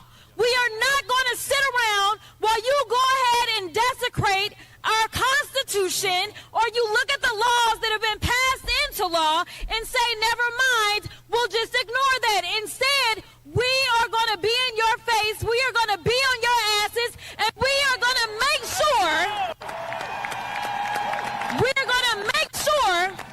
you understand what democracy looks like. This ain't it. You and your little friend off of Twitter, y'all about to find out, all right? All right. We about to find out. All right. You know, I think that's the sort of approach that Chamath Palihapitiya, that one of the billionaire tech bros on that All In podcast was referencing. We talked a bit about yesterday when he explained why he thinks the Democrat Party, and this is not a guy of the right, as most of these tech bros. Oh, no, not at all. They're basically left. They're Obama people. Yeah, they became, you know, just in the last. No. That's Pod Save America. Oh, the All In podcast is the tech bros. Oh, that's right. David Sachs, who's now Trump's Bitcoin point person, and Friedberg and Palihapitiya. Regardless, they're they're recent converts to MAGA in context. But he basically said, I mean, that has no appeal to working men and women in America. And, you know, Jasmine Crockett, she speaks like someone who was bitten by a bat and let it go untreated. And now she's got the rabies. And people like that shrieking, that shriek shaming people, I think is really tiresome for people that are outside of the bubble of that political world. For more on the topic, because there's nobody more in tune with people outside the bubble of that political world than our next guest, Selena Zito, national political reporter, author of the bestseller The Great Revolt, Inside the Populist Coalition, Reshaping American Politics. And you can always check out her reporting at selenazito.com. Selena, thanks for joining us again. Appreciate it. Thanks so much for having me. So, what about that? The reaction so far, 3.5 weeks into Trump from the left, the protests outside of the U.S. Treasury, the Maxine Waters confrontation at the door of the Department of Education, the whole posture they are choosing to take in reaction to Trump and Musk, which of course they categorize as co-presidents. Well, when I talk to what I would call normal Democrats. In and around, I live in Pennsylvania, if your listeners don't know that, but in and around Pennsylvania, Ohio, Michigan, Wisconsin, and in Illinois, they are just beside themselves. And we're talking about people that, are elected, but, are the Democrats of old, right? They don't stand on top of soapboxes and screech. They don't storm buildings. These are people that, have a belief system, but they serve. And they're watching these antics because that's what they are. These are antics, hysterical antics. And they just shake their head and say, this is why we lost. This is not projecting anything that people want to aspire to be part of. This is making people want to walk away and become Republican, or at least not be Democrats. Mm-hmm. So I think that everything that we have seen in the past 3.5 weeks is deranged, hysterical, and it's not moving anybody towards the Democratic Party in a meaningful way. If anything, it's making people want to never be a Democrat again. It's tough to build a chorus around what do we want, DEI musicals in Ireland, when do we want it now? It just doesn't have the cachet that I think it had, that they think it has. And let's just think about this. Let's just think even back 10, 20 years ago. People on all sides of the aisle did not like when they were gold-plated. They saw the bill for gold-plated bathrooms at the State Department, right? Mm-hmm. I mean, we've all seen these excesses, not only internally in government buildings, but also externally in other countries for things we wouldn't even support in our own country and pay for, let alone in a foreign country. And so this has a broad appeal to everyone. This is not just like MAGA. This is like you just sit down and talk with someone at their kitchen table. They don't want to be paying for things that are over the top in other countries. Yes. Do they want to make sure that farmers in Djibouti have seeds so that the people don't starve and there's not a civil war? Of course. Those kinds of things make sense. But these other over-the-top things that we pay millions, sometimes billions for, they want nothing to do with it. That's their tax money. Now, Selena, President Trump yesterday signed executive orders to impose the 25% tariffs on all aluminum and steel supplies entering the U.S. regardless of country of origin. Is this going to affect consumers, and if so, how soon? Well, I mean, I come from a town that makes steel and aluminum, where that has been eviscerated by bad trade deals and steel and aluminum dumping. And so people are willing to take a hit initially, as long as long term it's better for their lives, for their pocketbooks, and for the country. In a way, it's the way that farmers think of things, right? When farmers look at something and they know they're going to take initially a hit, but farmers farmers always go plan their lives 5 years ahead of time. So, and their livelihoods. So they're looking 5 years down the road and say, okay, you know what, five years from now, this is going to be so much better for my business or my farm. And so I think Americans are willing to do this. They understood this is what they were voting for, and they're willing to do it because they know it will be better. The problem in comparison with Biden and Harris is they were never told it was going to be better. In fact, they were told this is great. And they looked at their members of the family and said, this isn't great. And you're not telling me it's going to get better? Why do I want this? I did want to get to this piece you wrote in the Free Press a couple weeks ago. I really enjoyed it, reflecting on your... I'm sorry?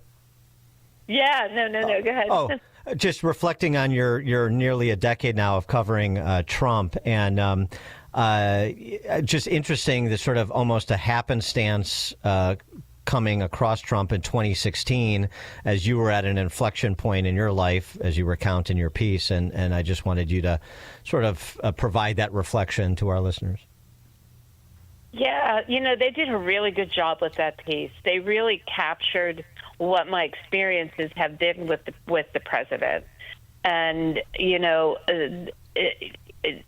when I met him, when I first interviewed him, it was just a handful of days after I had lost my job as a reporter. And I literally had to, I had this interview in my schedule, but I had lost my job. So I had to literally call around to see if someone would take the story. And in that story, that's when I said to him, voters take you seriously, but they don't take everything you say literally. But the reporters take you literally and don't take you seriously. For some reason, that quote was like the quote that went around the world and changed everything for both him and me. And the piece really gets into some of the emotional parts that we have been through together, like being 4 feet away from him when he was shot, but also him chasing me around with hairspray. And it is I want to hear more about that. It is a really great precursor to my upcoming book, Butler, The Untold Story of the near assassination of the president, but also covering the race from the heartland. And, there's some very, very big highs and some very deep lows. And I hope if people enjoy that article, they're going to love the book. What about him chasing you around with hairspray? Can you give us a little teaser? So it was the first interview I did with him after Butler. If your listeners don't know, I was 4 feet away from him. Yeah. I was supposed to fly with him from Butler to Bedminster. So that's why I was so close to him. They had me ready to go into the motorcade. And so the next interview I do with him is in Harrisburg, Pennsylvania. And after the interview, the running joke between him and I is he thinks I have the greatest hair in America. And I don't. But it's just the running joke.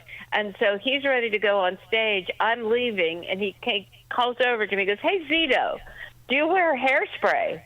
And I'm like, "No, sir, my God, my hair's big enough." And he goes, "Come here, you need to try some." And so I tried to get away from him, and he's going after me with hairspray. And there's some great photos of that in the Free Press story. My daughter's a photojournalist. She was with me, so she actually has it on film. It's pretty funny. I like the big hair. It's like an 80s throwback, like a heart or something like that. I like it. Yeah, the higher the hair, the closer to God. Just remember that. Okay? There you go. That's what we said in Texas all the time. Selena Zito, national political reporter, author of The Great Revolt Inside the Populist Coalition Reshaping American Politics. You can check out her work at selenazito.com on a rolling basis. And the new book, the forthcoming book, is Butler, The Untold Story. We'll look for that. Thank you so much.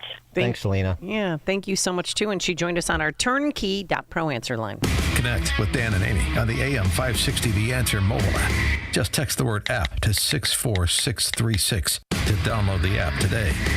Are you a writer who's devoted your time to writing a book with Christian morals behind it but need help to get it published? Maybe you wrote a children's book, your memoirs, a devotional, or a mystery with strong moral values at its core. Covenant Books has helped faith-based authors publish, edit, and sell their books through Christian bookstores and major online book retailers. Plus, if you call now at 800-255-9500, we're offering a free writer's guide to help you through the publishing process. Our experienced and dedicated staff will review and notate your manuscript with an editor's eye. Then our page designers will format your book to create the appropriate experience for your readers. And if needed, Covenant's talented illustrators will bring your book to life. Most importantly, Covenant Books will help tell your story by printing, marketing, and distributing your book through specialty Christian bookstores and major online book retailers like Amazon, Apple, and many others. Covenant Books. Let us help tell your story. For your free writer's guide, call 800-255-9500. That's 800-255-9500. 800-255-9500.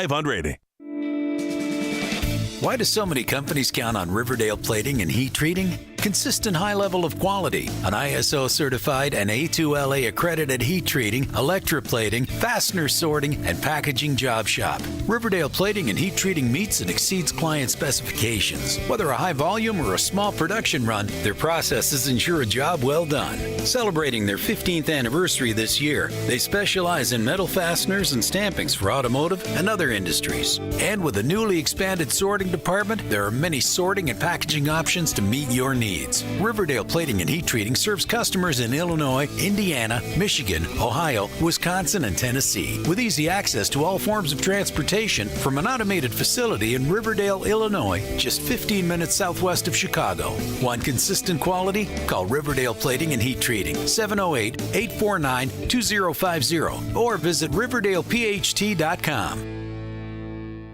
Fellas, Dan Proft here. Let's talk about getting back to your best. If you lack energy, muscle mass, feel moody, or have low libido, it could be low testosterone. Testosterone therapy, or TRT, may be the answer, but guys aren't all the same, so don't settle for a standard dosage TRT program. I learned about the personalized treatment at Low T Center and the results you can expect with customized TRT. And for current patients, Low T Center offers a $150 referral credit when you refer a new patient. So go to lowtcenter.com and book an appointment. Low T Center, reinventing men's healthcare. AM 560, The Answer.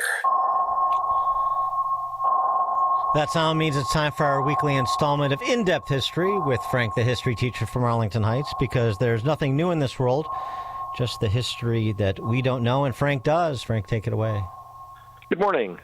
Senator Reed Smoot was a Republican from the state of Utah and is best known for the Smoot-Hawley tariff that bears his name, the mere sound of which connotes fear and loathing.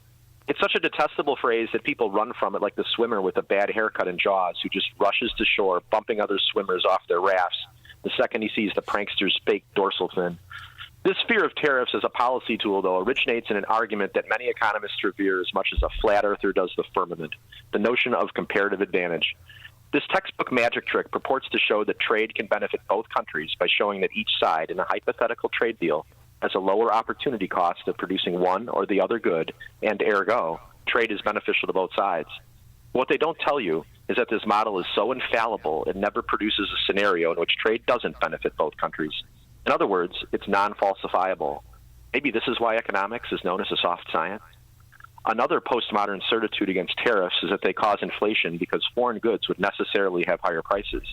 But such an analysis fails to take into account the market share concerns of foreign firms or any substitution effect or nationalistic feelings that our consumers might employ. History shows otherwise, too. Both William McKinley and Warren Harding in 1897 and 1922 signed the Dingley and 40 McCarriff tariff bills, which raised rates. The imputed and real CPI figures from those eras show little inflation as well. So was Hoover wrong to sign Smoot-Hawley given these actual results? And since World War II, we've had a more free trade regime, yet have had nothing but some level of inflation ever since. Maybe someone at the Mariner Eccles building in D.C. can give us an idea of how that happened. You wouldn't bother you if we return, say, income tax rates to marginal income tax rates to 50, 70, 85%, right? Well, I mean, those were you did have actually 94% in during World War II, 78% during World War I. I mean, the tax rates were definitely higher. I think we should go to a 0% income tax. Why? We had economic growth even with those confiscatory income tax rates, so why not just have confiscatory income tax rates? Doesn't matter. No, I don't want confiscatory income tax rates. Well, I'm trying to make tax policy matters.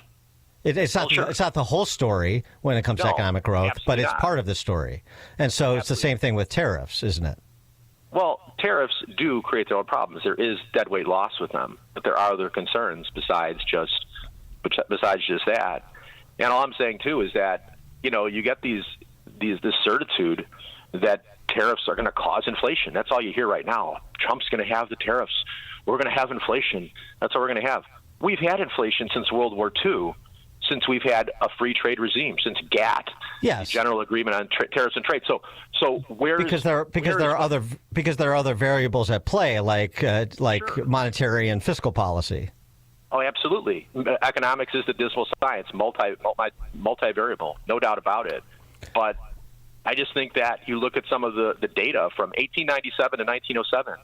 Granted, they didn't have the CPI back then, That didn't come out until 1919, but they imputed it back based upon a lot of the different price indices. We got it. Frank, we're up against it. Where you get the last word. Thanks, Frank. Appreciate it. It's 7 a.m. WIND, Chicago.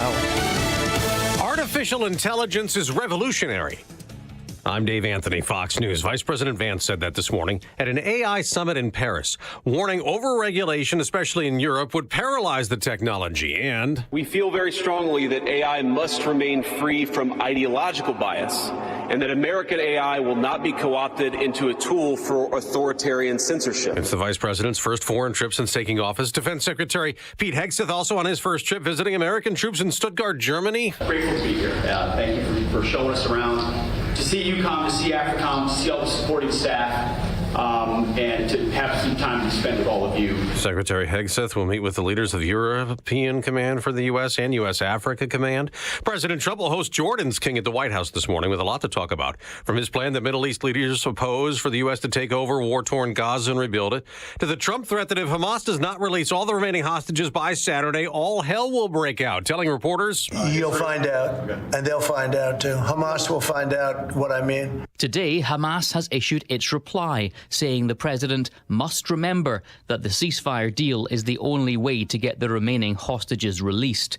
More Israelis are due to be freed this Saturday, but the Palestinian militant group is threatening to postpone. They are accusing Israel of violating the agreement. That's Fox's Jonathan Savage. President Trump's imposing 25% tariffs on all steel and aluminum imports to the U.S. Our nation requires steel and aluminum to be made in America, not in foreign land. There are threats of retaliation from other countries. The Trump-led Justice Department's dropping a federal bribery and corruption case against New York City Mayor Eric Adams, a Democrat cooperating with federal illegal immigration raids. Acting U.S. Deputy Attorney General Emil Bove wrote in his memo, quote, "It cannot be ignored that Mayor Adams criticized the prior administration's immigration policies before the charges were filed." Brooke Singman, America's listening to Fox News.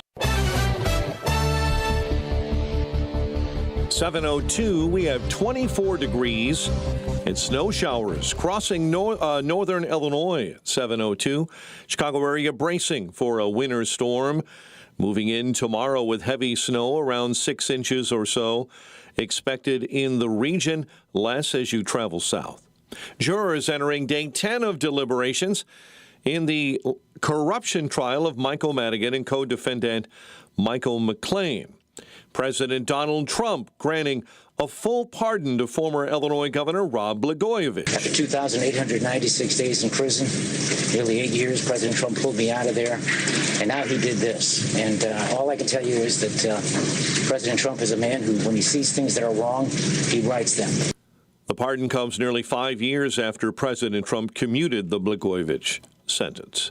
A new law in Illinois designed to take guns out of the hands of accused domestic abusers. Karina's law will protect survivors of domestic violence and give them comfort, the comfort of knowing that their abuser will not have easy access to firearms. State Representative Moore Hirschauer believes victims have the right to leave their abuser and file orders of protection. And most importantly, here in Illinois, we value your life and the life of your families more than we value your abuser's gun. However, the Illinois State Rifle Association's Ed Sullivan says convicted domestic abusers shouldn't have access to guns.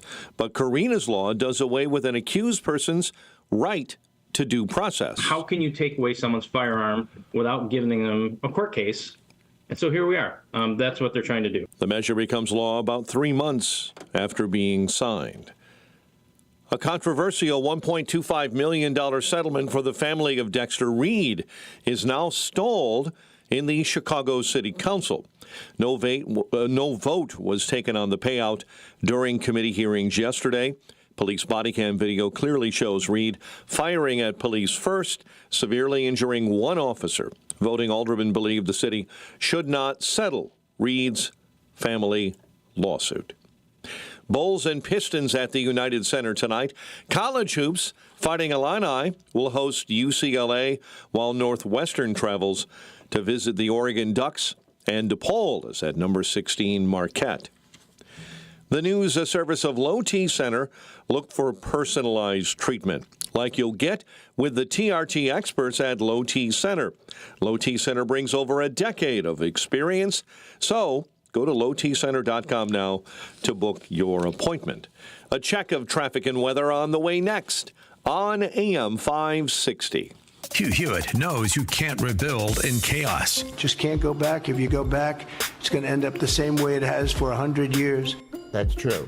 More than 100 years. Napoleon ordered the execution of prisoners in Gaza 210 years ago. All I know is that you can't rebuild with terrorists in place. The Hugh Hewitt Show. Afternoons at 3, right before Sean Thompson at 4 on AM 560. The Answer.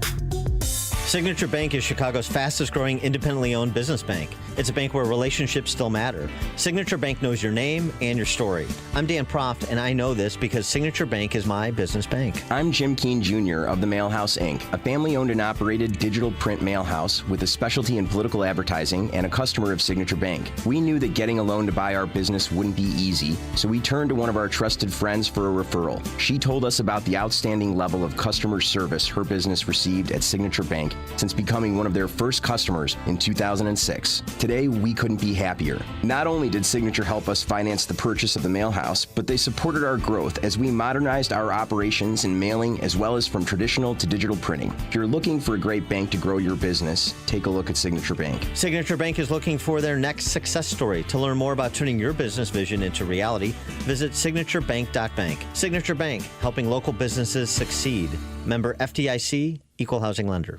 When you hear the term living better, what do you think about? More money? A bigger house? Maybe a yacht? What about how you feel physically? How you wake up each day? How you sleep? What activities you can and cannot do? When you feel good, life is good. So if pain is affecting your life, see how Relief Factor can help. Relief Factor is a daily supplement that fights pain naturally. Developed by doctors, it doesn't just mask pain temporarily, it helps reduce or even eliminate pain. In fact, the longer you take it, the more effective it is. So give their 3-week quick start a try. It's only $19.95, less than $1 a day. And it just takes a phone call, 1-800-4-RELIEF. That's 1-800-4-RELIEF. Wherever you're hurting, in 3 weeks or even days, Relief Factor can give you a chance to rediscover the true meaning of living better again. Visit relieffactor.com or call 1-800-4-RELIEF. That's 1-800-4-RELIEF.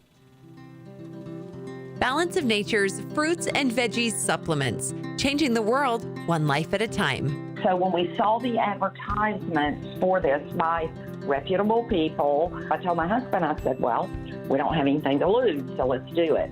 Within a month, I could see a difference. It's really great. Y'all should let me do those commercials. Do you know how many people I have gotten to take Balance of Nature? Start your journey with Balance of Nature supplements today. Call 1-800-246-8751 or go to balanceofnature.com and sign up as a new preferred customer to get 35% off your first preferred set with free shipping and our money-back guarantee. That's 1-800-246-8751. Don't wait. Now's the time to take action. Go to balanceofnature.com or call 1-800-246-8751 and get this special offer by using discount code Chicago. 7:08. Let's get an update on the roads in our Team Hochberg Traffic Center. This update is a service of almostfreeteeth.com. If you have Blue Cross Blue Shield, PPO, or FEP, you could save 90% off on average to get your smile back. Learn more. Check if you qualify. Almostfreeteeth.com. Westchester, report of an accident in the western suburbs. Manheim Road jammed up northbound right before Dickens. Delays as you travel on the tri-state this morning northbound. You'll hit the brakes right at the Reagan I-88. Stop and go on DuSable Lakeshore Drive. Northbound between Soldier Field and Monroe. I-57 and the Bishop Ford slowing up into the Ryan merge and the Ryan at 25 into the Burns Circle interchange. Chicago's Morning Answer with Dan and Amy continues next. Now your official Chicagoland weather forecast. Here's Steve Williams. A winter storm watch in effect beginning Wednesday morning. Clouds and cold flurries today, high 26. Cloudy tonight, low 22. Snow mainly later tomorrow, 1 to 3 inches. Breezy, the high tomorrow, 29. I'm Steve Williams on AM 560. The Answer. 24 in flurries at O'Hare. Light snow at Midway, 27. 20 in Waukegan, 26 along Chicago's lakefront. Your next news update, 7:30. Chicago's Morning Answer continues next on AM 560, The Answer. Now, from the Signature Bank Studios, this is Chicago's Morning Answer with Dan Proft and Amy Jacobson on AM 560, The Answer.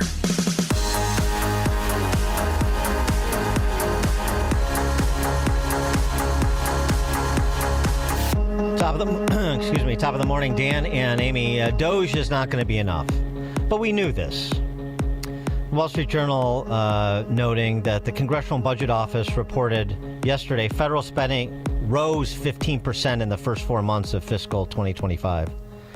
Outlays in the first 4 months rose $317 billion. By its own accounting, Doge has only saved a little bit more than 10% of the incremental increase. But they're only 3.5 weeks in, too. The usual spending suspects were to blame. Social Security is up 7%, Medicare up 5%, Medicaid up 9% because of rising cost per enrollee. That's what happens in things that are price controlled, Medicare and Medicaid.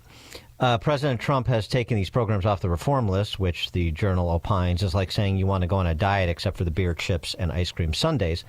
Fair enough. But there's something else that Doge is doing, and the contretemps over USAID is a good example.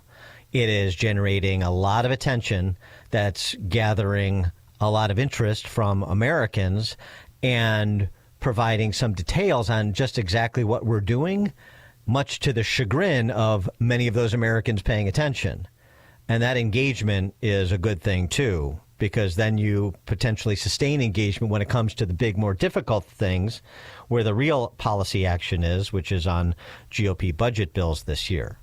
So Doge is more than just the savings it's achieving on a real-time basis. It's also the engagement it's creating over the reckless fiscal policy that has persisted at the hands of both parties for so many generations. For more on this, well, you know what? One other thing I wanted to set up before we get to Andy McCarthy on the legal aspect of this. There was a good sort of wrap-up piece that our friend Ed Morrissey did over at hotair.com about, responding effectively to this constitutional crisis cri de coeur from the left over Doge's work. Doge was set up by the Democrats. What? Yeah. For example, as Attorney Tom Renz explained in a lengthy thread on X, Trump took an agency launched by Obama in 2014 called the U.S. Digital Service and renamed it U.S. Doge Service, made Musk a special advisor to it. Then Trump installed Musk's team as U.S. Doge service staff and retasked the agency to find and expose all government spending in the executive branch. Took something that existed and, within his authority as the executive, repurposed it. That's not unconstitutional. The Daily Wire's Luke Rosiak did a deep dive of his own and discovered that Trump has Joe Biden in part to thank as well. Trump largely ignored the previous iteration of the U.S. Digital Service, assuming its work revolved around its ostensible mission of improving executive branch IT. Instead, it became a beehive for left-wing activists, and Biden reversed Trump's action to protect it from political interference once in office. So Trump 1.0 to Biden. Doge took over the U.S. Digital Service, a 300-person tech office President Barack Obama set up inside the executive office of the president in 2014 to fix healthcare.gov, Obamacare. Remember how badly that rollout of that website was? So the USCS sought out Silicon Valley innovators and was authorized to circumvent federal hiring procedures to get them, hiring young people from tech world and putting them together to work for Obama, unmoored from the stuffy rules of a typical government building, led to an environment of overt left-wing advocacy. So Obama designed designed it this way, making the USDS administrator its top employee a political appointee. When Trump took over in 2017, he didn't attempt to turn the tables. Instead, he turned the other cheek. He reclassified the top job at the Digital Service, as a career position, not a political one. USDS staff abused that trust, as described. So Trump learned a few lessons the hard way from his first term. And as he goes on to write in his piece, Luke Rosiak over at Daily Wire, the irony is that Democrats build a ticking time bomb.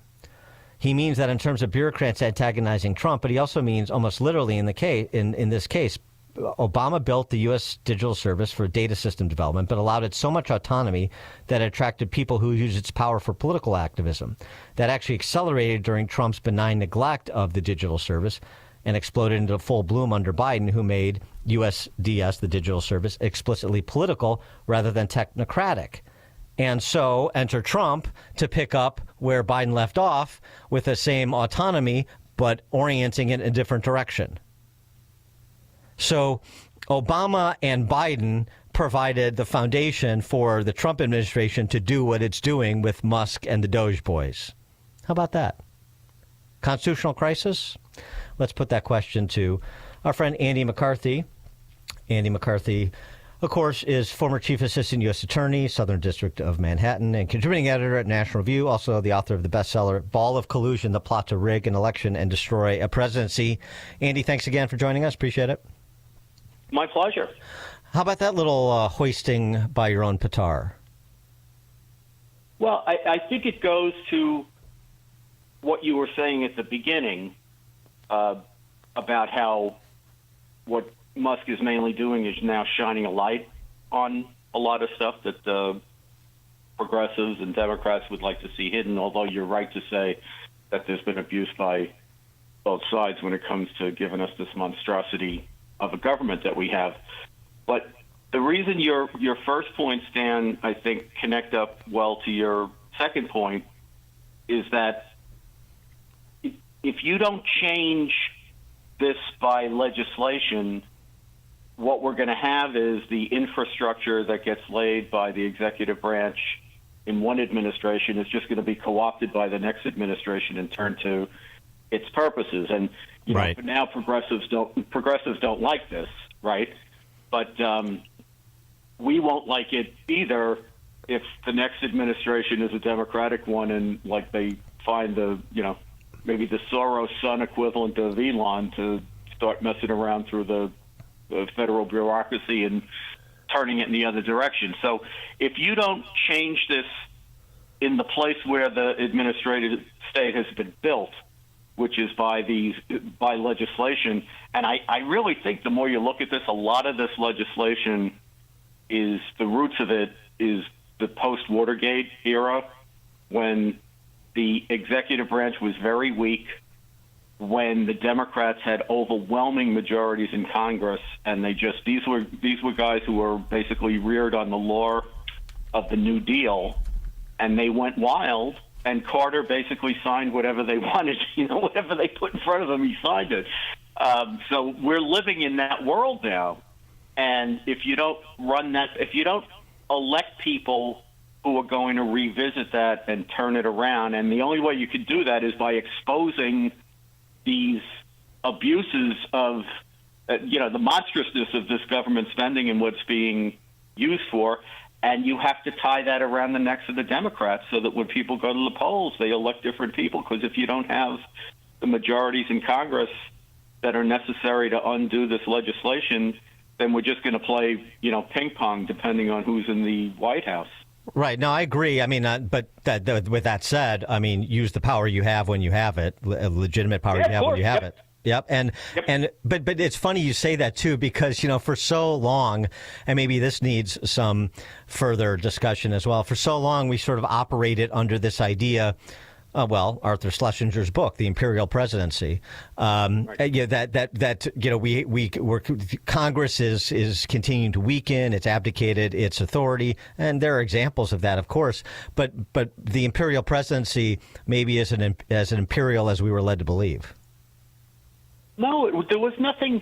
It was actually, I had occasion a couple of years ago, I think it was now, because it was the 50th anniversary of Watergate. Maybe it was last year. But I did a long essay on the, sort of just revisiting Watergate and what was behind it. And Nixon was, in a lot of ways, I mean, I don't carry any brief for Nixon, who was, by the way, a very big government Republican who began a lot of these agencies that are now the source of a number of our woes. But in terms of what he did as the chief executive, to say that he, did something so singular that like LBJ or JFK or these other guys didn't do the same kind of stuff is ridiculous. He was just the guy who was sitting in the chair when the music stopped. And they did run him out of town, which they had the ability to do. And as a result, because of the position they were in with the big majorities in Congress, they were able to get a lot of this progressive wish list done. But I just think that the contention that Nixon was unusually imperial as a president, when you look back at FDR and LBJ and some of these, it's just it's preposterous. It's just they had an opportunity to install their vision of progressive governance on the United States, and you could say that Nixon did a lot to grease the wheels for that because in his own way he was kind of a big government Republican. Well, I mean, it's basically the axiom with the left is they're only concerned about the concentration of power in areas where they don't possess it. I mean, that's right. Basically it. So it goes back and forth.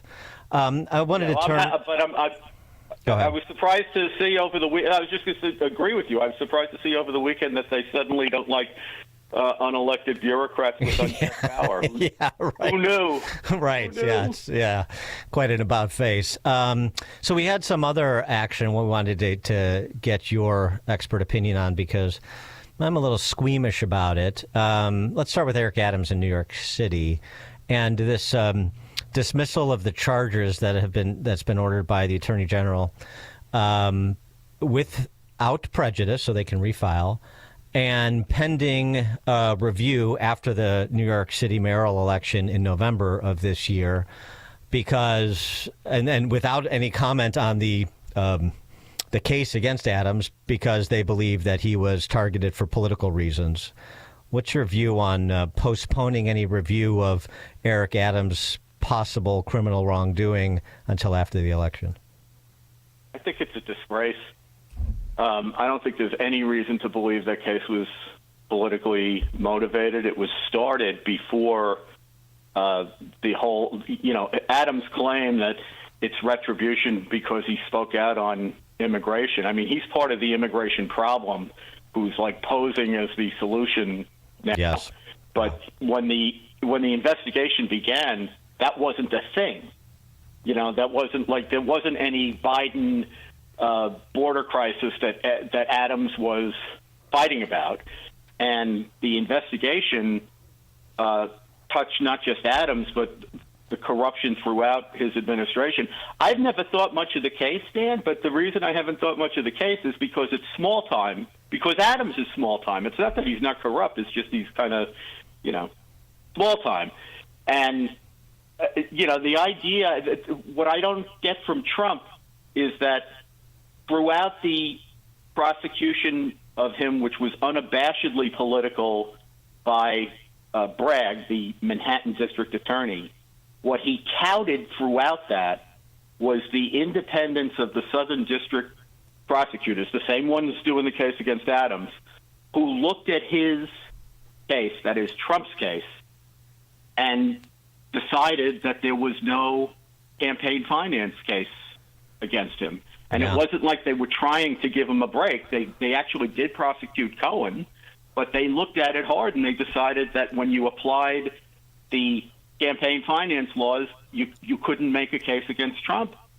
So Trump used the independence of that office and the credibility of its conclusions to his advantage, and now they're turning around in the absence of any evidence and claiming that the prosecution of Adams was political, which is just nuts to me. Yeah, but is there evidence, though, that Adams took bribes and solicited illegal campaign contributions? Yeah, it's a 57-page indictment that lays it out in rich detail. Yeah. No, that's a good point, too, about Trump's use of the Southern District previously as sort of a rhetorical cudgel against Bragg. Yeah, no. Right. And then, Mr. McCarthy, I'm on board. Yeah, what do you think about pardoning for Rob Blagojevich? Unconditional pardon for him.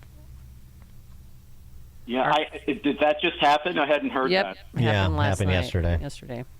Yeah, I guess it's not. Didn't he commute his sentence? Yeah, 5 years ago. Mm-hmm. Yep. So I guess it's not. He's done that before, right? There's been at least one other instance, I think, where he commuted a sentence and then has turned around and pardoned. I'm sorry, I'm blanking on it because I didn't know about the Blagojevich thing. I guess I'm just not surprised. I think the next one will be Menendez. Really? You think so? Yeah, I mean, have you heard Menendez? Oh, yeah, I heard him touting Trump and praising Trump and kissing, bootlicking him. Well, it works. So I thought it was hilarious. He's on the steps of the courthouse saying, President Trump is right about this. I know, I was shocked. Where were you on the floor of the Senate in 2017 to the end of 2020, where Trump was the worst guy in the world? Like, President Trump has figured it out. Yeah, great. Yeah. Great. So here's the larger question, because I'm picking up what you're laying down. It's how do you go after lawfare and not essentially, become what you're attempting to combat? He wants to use these as examples to send a message to DOJ and to FBI, up and down the ranks, not just at the secretary or leadership level, since they're going to be his people, that what was done to me and to others, many others, was wrong, and you better not do it again. And this is, I think, in part his way to do that. But of course, it's open to the criticism that you're lodging and I've lodged, that to provide special rights and privileges to people who are friendly or complimentary is the same sort of lawfare you're decrying. In a sense, there's different there's different systems of justice. But so how do you send that message unmistakably without falling into that trap? Well, it's a hard problem, and I think you're right about that. But the way to stop lawfare is to stop lawfare, right? Which means no one's above the law, but we shouldn't be bringing cases unless they're what Bill Barr called meat and potatoes crimes. In other words, if you're dealing with people who are in public office or seeking public office, so that you have this situation of the law enforcement apparatus potentially interfering with electoral politics, you can't have a rule that says these guys are immune from prosecution just because they're in politics.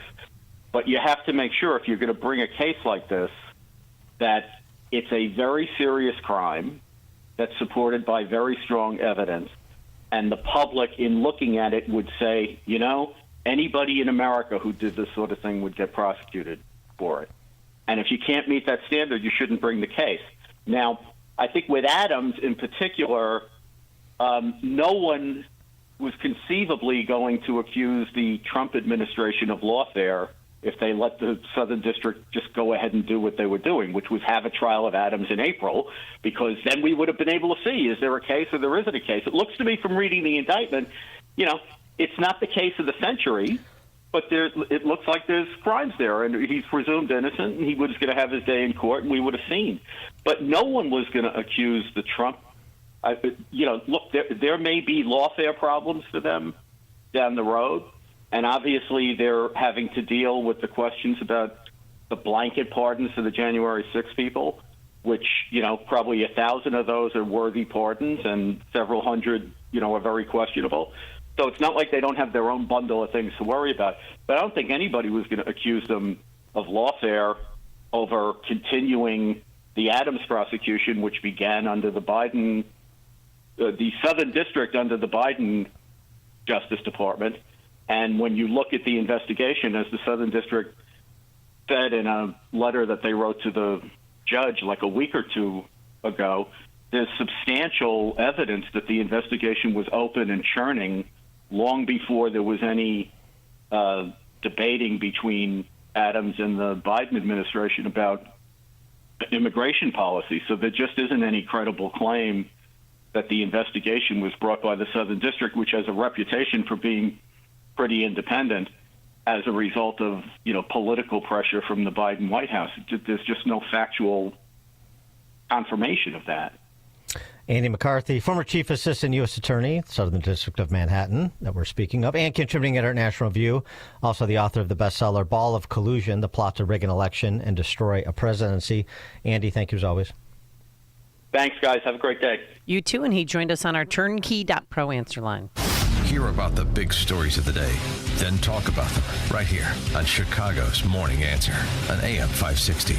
The Answer. You said bye-bye to big government. Now it's time to trim the fat from big wireless. Pure Talk gives you the exact same service. They use the same cell towers, the same 5G network. You get better customer service, and you pay half the price for the exact same thing. Get unlimited talk, text, 15 gigs of data with mobile hotspot for just $35 a month. Make the switch. You simply dial pound 250, say the keyword save now, save an additional 50% off your first month. Pure Talk, America's wireless company. During tax season, your personal info travels to a lot of places you can't control. Between payroll, your home office, your tax preparer, and the IRS, if your W-2 gets exposed, that's just the ticket for identity thieves. That's why LifeLock monitors hundreds of millions of data points every second. If your identity's stolen, they'll fix it guaranteed or your money back. Don't let identity thieves take you for a ride. Save up to 40% your first year with promo code CLAY. Visit LifeLock.com. Terms apply. MyPillow is excited to announce that they're having the first ever mega sale on overstock clearance and brand new products. For example, save over 50% on this season's flannel sheets. Queen size only $59.98. Kings only $69.98. They sell out fast every year, so order now. Save 30% on their brand new My Crosses. They're designed in the likeness of the one Mike has worn every day for 20 years. They come in men's and women's, and they're made right here in the USA. Get the 2025 six-piece My Towel sets for only $29.98. The initial quantities are extremely low, so get them now before they go. And the best-selling standard My Pillow, just $14.98. To take advantage of the first ever mega sale, go to MyPillow.com or call 800-489-0201. That's 800-489-0201 and use promo code LIBERTY. But wait, remember that $75 free shipping rule? Well, that ship has sailed because right now every order ships absolutely free. MyPillow.com, promo code LIBERTY. AM 560, The Answer. All right, coming up on Chicago's Morning Answer. 7:37, Governor Jay Belly trolls Trump. We'll start there with Ted Dabrowski, president of WirePoints, wirepoints.org, all things Illinois policy related, 7:37. But now into the newsroom we go. Here is Mike Scott. 21 degrees, and there are some light snow showers crossing the area right now. Obviously, that's leading to a winter storm watch, which kicks off tomorrow morning. And topping our news, Vice President J.D. Vance has told a Paris summit this morning on artificial intelligence that the Trump administration will ensure that AI systems developed in America are free from bias. Our administration, the Trump administration, believes that AI will have countless revolutionary applications in economic innovation, job creation, national security, healthcare, free expression, and beyond. Meantime, President Trump will hold talks with the King of Jordan today. King Abdullah II will be the first Arab leader to visit Donald Trump. Just moments ago, Ukraine offered to strike a deal with the U.S. and President Donald Trump for continued American military aid in exchange for developing Ukraine's mineral industry. Could provide a valuable source of the rare earth elements that are essential for many kinds of technology. President Trump also issuing an ultimatum to hostage holders in the Gaza Strip. Saturday at 12 o'clock, and after that, it's going to be a different ballgame. The The president saying that if every single remaining hostage is not released by noon on Saturday, he will call for an end to the ceasefire between Israel and Hamas. The Department of Justice set to drop the federal corruption case against New York City Mayor Eric Adams, that according to memos set out by acting Deputy Attorney General Emile Beauvais. Chicago area bracing for a winter storm tomorrow. National Weather Service says heavy snow is possible, 6 or more inches expected in spots across the region.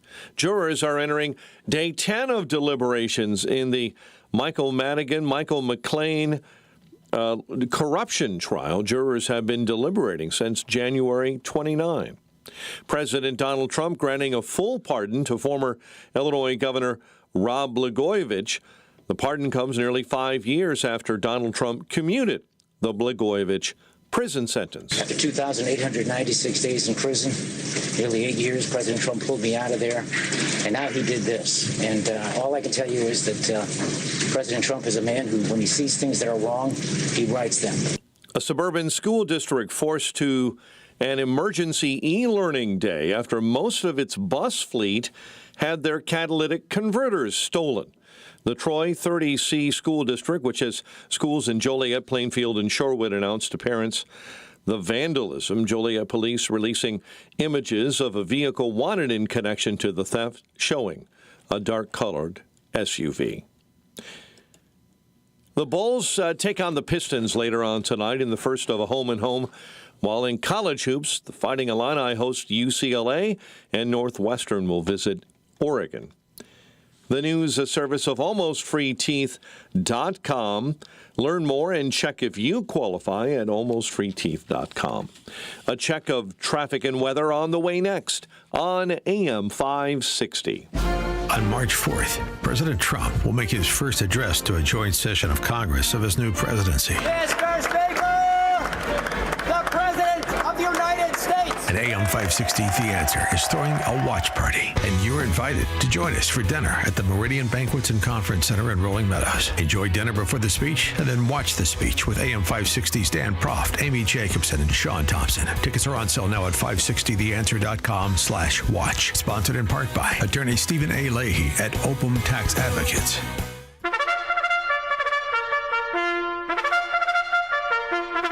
It's Reveille. Today, the DuPage County Board will consider a resolution to remove Congressman Henry J. Hyde's name from the Judicial Office Building.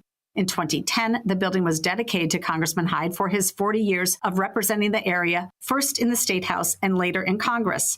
Hyde had a distinguished career, rising to Majority Leader in the Illinois House after only 4 years in office, and in Congress, serving as chair of the House Judiciary Committee.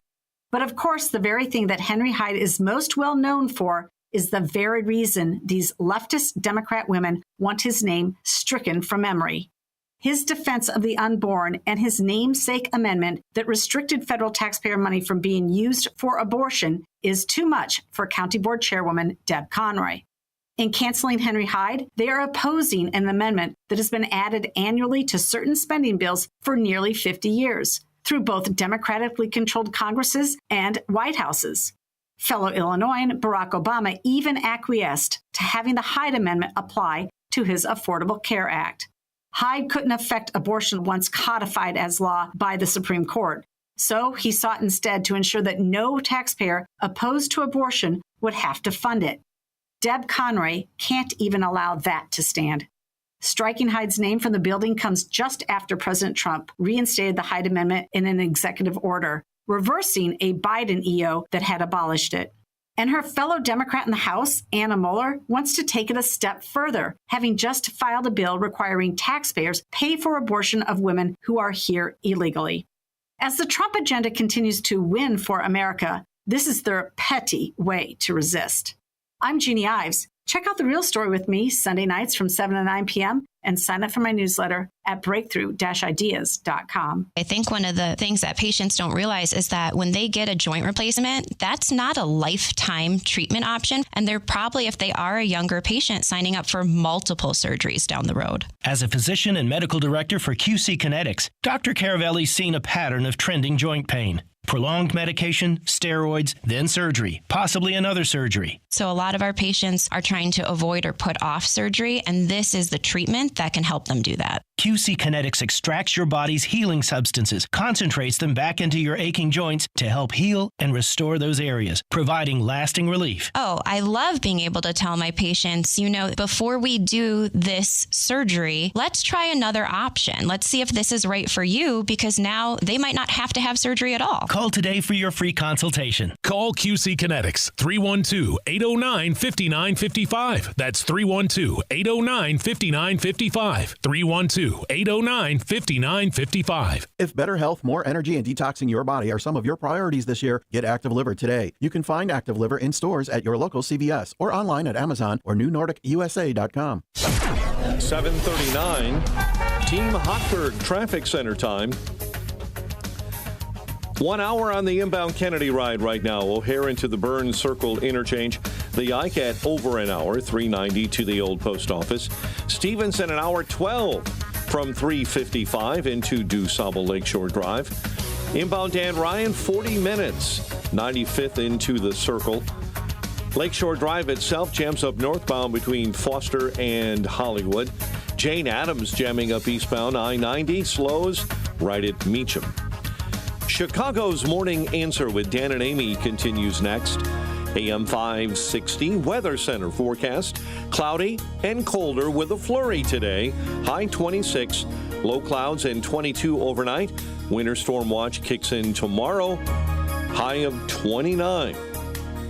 Light snow and 22 at O'Hare. Your next news update comes your way at 8. And Chicago's Morning Answer continues next on AM 560, The Answer. Now, from the Signature Bank Studios. Insert Democrat socialist here. Runs the Democratic House floor for 30 plus years running. He's promising this and he's stealing that. Where can you get that kind of money? He's using your house like his own piggy bank. You ought to know by now.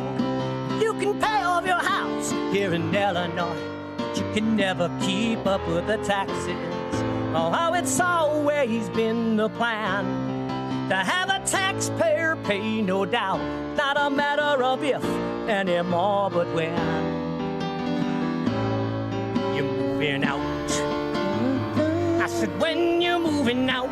Top of the morning, Dan and Amy. That theme music means it's time for our weekly conversation with Ted Dabrowski, president of WirePoints, wirepoints.org, all things Illinois policy related. Before we get to Ted, Jay Belly, the governor of Illinois, is doing his best to set himself up as the chief antagonist to Trump. And he believes that one good trolling deserves another. This was his offering. Take a listen. I'm here today to make an important announcement. The world's finest geographers, experts who study the Earth's natural environment, have concluded a decades-long council and determined that a Great Lake deserves to be named after a great state. So today, I'm issuing a proclamation declaring that hereinafter, Lake Michigan shall be known as Lake Illinois. The proclamation has been forwarded to Google to ensure the world's maps reflect this momentous change. In addition, the recent announcement that to protect the homeland, the United States will be purchasing Greenland, Illinois will now be annexing Green Bay to protect itself against enemies, foreign and domestic. I've also instructed my team to work diligently to prepare for an important announcement next week regarding the Mississippi River. God bless America, and bear down. Thank you. Oh, such a try-hard. I mean, oh my God. How droll. Ted, thanks for joining us. Appreciate it. Yeah, good morning. That was so funny. I mean, you guys control your laughter, okay? Both of you, please. He is a funny Jay Belly, isn't he? I don't think it worked. No, you don't think so? I mean, it's not giggle times in Illinois these days. You know, it's something that actually is happening that is, I mean, it's somewhat interesting. This has been going on for some time, but it's gotten some air support from the state of Indiana, not trolling, at least not entirely, which is the 5 counties in southern Illinois that voted to secede from Illinois to join Indiana. The Indiana state legislature is examining the proposition to incorporate Iroquois, Calhoun, Clinton, 6 counties actually, or 7 counties, Greene, Jersey, Madison, and Perry counties, because all of those 7 counties approved a non-binding ballot question to secede from Illinois. 6 of the 7 counties approved the advisory question by more than 70%. Now, constitutionally, it's incredibly difficult. You'd need the support of both state legislatures in addition to Congress. Unlikely to happen. But the fact that you have residents in those 7 counties, and I'm sure many more if they put a non-binding resolution on the ballot, that want to leave the state altogether, much like so many of its residents do. I mean, I remember 10 years ago, the Paul Simon Institute found in a survey that 51% of Illinois residents wanted to leave. That was a decade ago. I wonder what that number is now. I mean, that's the real indictment, is that everybody, so many, perhaps even a majority of Illinois residents have an eye towards the door. Well, yeah, that's just by the way, I don't know if you followed it, but since they started the separation movement, there's 33 counties so far that have already voted to separate from Illinois. So those that you mentioned were just in the last election. Right. It's been going on for a while, right? It's been going on for a while. 33 counties, and then there's a whole bunch of other counties that have created committees. So there's 2 groups working on this. One is creating the infrastructure to get it all done. Another one is working to have the referendum. What's fascinating is just how Indiana picked up on the fact that these people are disenfranchised. Put out an offer saying, "Hey, come join Indiana," and Pritzker, totally misses it and instead calls it a stunt, and basically says, "And who the hell wants to move to Indiana?" Mm-hmm. Right? It's just, I think, reflective of just how much he misunderstands what's going on, especially downstate. He really focused on Chicago and Cook County. Well, he could be a Shakespearean figure. He certainly has the grotesque features to fit the bill. But I'm talking specifically about Pride going before the fall, both in terms of his dismissal of people who are unhappy being residents here, voting so, and then sort of this trying to high dungeon Trump for his own personal political primary interests. We'll see. I mean, he's been fortunate that he hasn't been burdened with his association with Brandon Johnson, because the same policies at the state are happening. The same policies at the city are happening at the state. But, he's on a bit of a knife's edge. I mean, I know his numbers, and they're better than they should be, but they're certainly not invulnerable. Yeah, this whole Doge thing, I think, is kind of what's needed to expose what exactly is going on in Illinois. How bad things are for ordinary people, and the media. He's managed to keep up the whole aura of that he's doing well, but if you look at the overall data, and we're going to show some of that in the near future, it's really bad, really bad. And one of the interesting comments he made was about how much wealthier Illinois is than Indiana. But we looked at that kind of comment, and again, it's dismissive of the everyday Illinoisans who live south of I-80. So Cook County has average weekly earnings of about $1,600 a week, but the counties that have voted to separate is less than 1,000. These are counties that are struggling, cities that are struggling. Right, you're talking about the downstate cities that have lost manufacturing, lost people. They want help, and they also want representation. That's their biggest thing, is that they don't, right, the way things work in Illinois, they have no representation anymore. And that's something that I think Indiana would offer them. So that's why that's why this whole thing makes sense. Obviously, I don't support any kind of a separation, but you can understand why some people are open-minded to it. Yeah, California is trying to do the same thing. But I was going to ask you, so J.B. Pritzker, he's appearing to be soft launching his campaign for president, but wouldn't it be great if President Trump brought Doge to Illinois? What do you think we would find, or they would find? Well, my gosh. I mean, you just see. Well, they'd be busy, and I think it's. I've been thinking about this. You think about the Chicago public schools, right? You got the CPS, you got the unions. They're negotiating, and they're fighting over whether the total raises will be 9% a year or 12% a year. I mean, for 4 years in a row, that is amazing and crazy. Who's going to stop it? There's nobody in Illinois that can stop what they're doing. The mayor, of course, is not going to stop it. Pritzker's not going to stop it. There is no entity or people or anything that can stop that kind of spending, and it's the same thing at the state level. I'm looking at the budgets in front of me now at the state level, right? They just go up, up, up. Who cares if they can create $3 billion or $5 billion deficits? They're going up. The Doge would have a field day here. I mean, just look at the empty schools in Chicago. You just shut them down, right? Why do we keep schools that have capacity for 1,000 people and there's only 25 students in them? They should be shut immediately. So they'd find all kinds of fraud, waste, and abuse here, no doubt. And for a state that is supposedly as fiscally healthy as Pritzker advertises it to be, it's odd that he's talking again sort of backhandedly about a tax hike after his efforts to graduate the state income tax failed a couple years back. But you picked up on that. Yeah, I don't think he understood probably what he and his team were doing.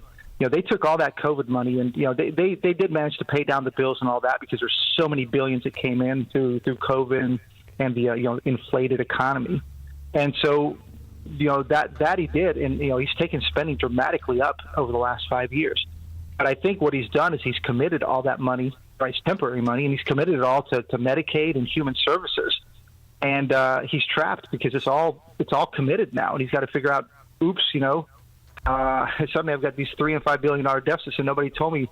My team didn't tell me I did this, and now he's got to figure out what. And of course, that's why he's opening it up against potential tax hikes. He's got a mess. He's created a mess. Right. Oops, he did it again. Dexter Reed settlement. We talked about this when it was first reported before we had a figure to it. We suspected it would be seven figures. It is in fact seven figures. $1.25 million has been floated as a settlement in the Dexter Reed case for a guy who was out on electronic monitoring. Police stopped for people to refresh their recollection. Just quickly, he opened fire on police. He initiated the firefight with police and shot a police officer. And now some in the city want to pay him $1.25 million. These are the sorts of incidents, examples that can galvanize people around the way government works or doesn't work, and whose interests it really serves. I wonder, this seems to me like another rife area. There's the Chicago Political Press Corps always focuses on settlements in cases where police officers are accused of excessive force. But boy, a real inventory of settlements that are on the kind of Dexter Reed, where somebody who has committed criminal acts, the city decides to settle with because basically they're playing racial politics, which is exactly what this is. That would be really interesting, too. I mean, there's certain sorts of spend that I think gets people's attention. This case is an example. And, of course, at the state level, you were talking about Medicaid and the commitments there. All of the spending that has gone on by Pritzker and Brandon Johnson and Tony Preckwinkle in support of people in this country illegally who are residing in Illinois gets people's attention. Yeah, the $1.5 billion that's spent on the illegal immigrants, about $40 to $80 million a month over the last 2.5 years. That's a massive amount of money, and that's just that's just the part that I could get my hands on. We couldn't find, the actual Medicaid spend. There's all kinds of spending on education that we don't know how to allocate. Who's an illegal immigrant that's now in the schools, right? At $20,000 a pop for every kid, you're talking about billions of dollars, and nobody knows it. Nobody knows how it's spent, where it's spent.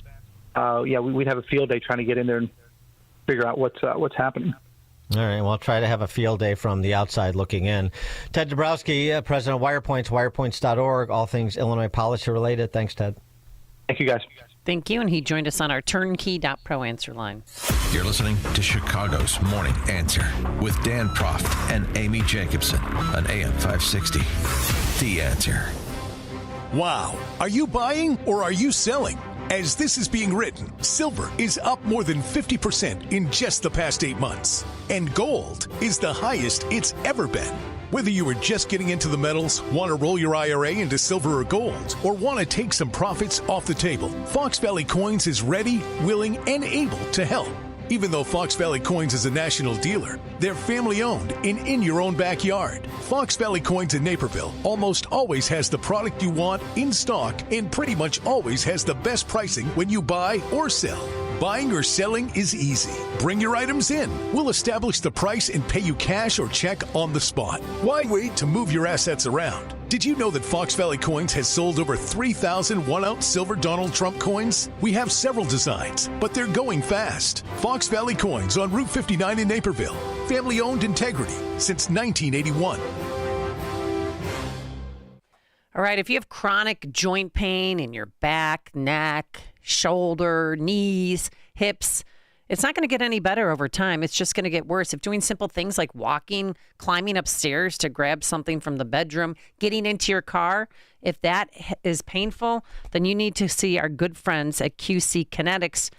This is what the future looks like, guys. They're friends of mine, and they offer groundbreaking treatments for arthritis pain or pain due to an injury. We're talking long-term relief. QC Kinetics regenerative treatments are sweeping the nation, and they're right here in Chicago under the guidance of Medical Director Dr. Ashley Caravelli. Thousands of patients will tell you don't wait. Call today. Their new orthobiologic cellular therapies include PRP treatments. They can revitalize your joints without going under the knife. No downtime. You don't have to take vacation to go to surgery that may or may not work. So QC Kinetic treatments prompt your body to heal itself and restore damaged joints, again, with no downtime. They will walk you through the process. They will explain to you what PRP treatments are. It's a free consultation. You have nothing to lose. And if you're not a right candidate, they're not going to waste your money or your time.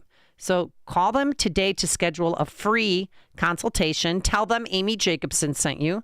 The number to call is 312-809-5955. That's 312-809-5955. Again, 312-809-5955.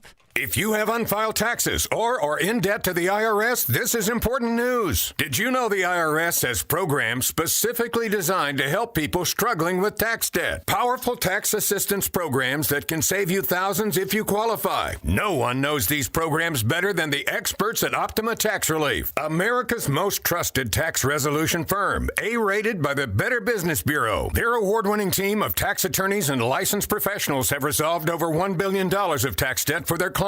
One call to Optima can start the process, helping to end your worries about wage garnishment, asset seizure, and other IRS actions. Make sure you're getting the best options to solve your tax problems. Call the experts at Optima today for a free confidential consultation. Call 800-965-1433. 800-965-1433. 800-965-1433. Optima Tax Relief. Some restrictions apply. For complete details, please visit OptimaTaxRelief.com. Good news for small businesses. The all-in IT package from Turnkey has been extended. That's right. Turnkey, the local leader in small business IT services, is extending their all-in package pricing through February 28th. With the all-in package, your business receives unlimited help desk support, firewall router, unlimited backup and recovery, and antivirus protection for one low monthly investment. Plus, all-in customers enjoy new hardware every 4 years. So take advantage today and replace all your equipment with new hardware from Turnkey and enjoy all-in IT services for one low monthly payment. There's still time to save during February. For 3 decades, Turnkey has been the backbone of local companies. Let them focus on the IT while you focus on the big stuff. For IT services from world-class technicians who care, now's the time to go all in with Turnkey. Ask for the all-in package. Visit turnkey.pro today. Quality IT is a call away. That's turnkey.pro. So how's the separation going? Are you guys able to work things out? No. I think we're headed for divorce. That sucks. Going to be an expensive legal battle? Well, no, that's one thing we agree on, actually. Arbitration. Arbitration? Like mediation? Sort of, but better. We'll have a firm decision. Oh, that's easier. Who's your arbitrator? Bert Hochberg. That attorney at Schiller, DeCanto, and Fleck? Yeah, senior partner. Comes highly recommended. Are you facing divorce or a family law issue? Burton S. Hochberg offers arbitration services, a dispute resolution process that will save you time, money, and the complexity of litigation. Let Burton hear and resolve your claims with choices that best suit you and yours. To discuss, call Bert directly. Or even better, have your attorney call Bert at 773-255-6150. That's 773-255-6150. Again, 773-255-6150. No one knows arbitration like Bert Hochberg. Why go through a difficult divorce? Call Bert at Schiller, DeCanto, and Fleck, Chicago's preeminent family law firm since 1981. AM 560, The Answer. All right, coming up on Chicago's Morning Answer. At 8:08, Wheaton College is ashamed of its graduate and current OMB director, Russ Vought. 8:08. Okay. And Dan, I have to tell you, I bet on the Super Bowl. I made money. It's the most exciting, exhilarating thing ever. I'll tell you the secrets later. Today, it's going to be cloudy, colder, a few flurries, a high of 26 degrees. It is now 8 a.m. WIND, Chicago. An Arab leader will go to the White House this morning. I'm Dave Anthony, Fox News, and Jordan's King Abdullah will be the first to go there in the second Trump presidency. He opposes the U.S. taking over war-torn Gaza and rebuilding it like the president wants. And here's something else they'll discuss. A Trump warning to Hamas. All hell will break out If all of the hostages aren't returned by Saturday at 12 o'clock, I think it's an appropriate time. Adi Alexander, whose son Idan is among the Americans still held hostage in Gaza, tells Fox. People should take President Trump really seriously. He doesn't want to pay Hamas's ransom. He doesn't want to play the games that they started to play a couple of days ago. Hamas suggested a hostage release this coming Saturday may not happen, claiming Israel's violating terms of the ceasefire agreement.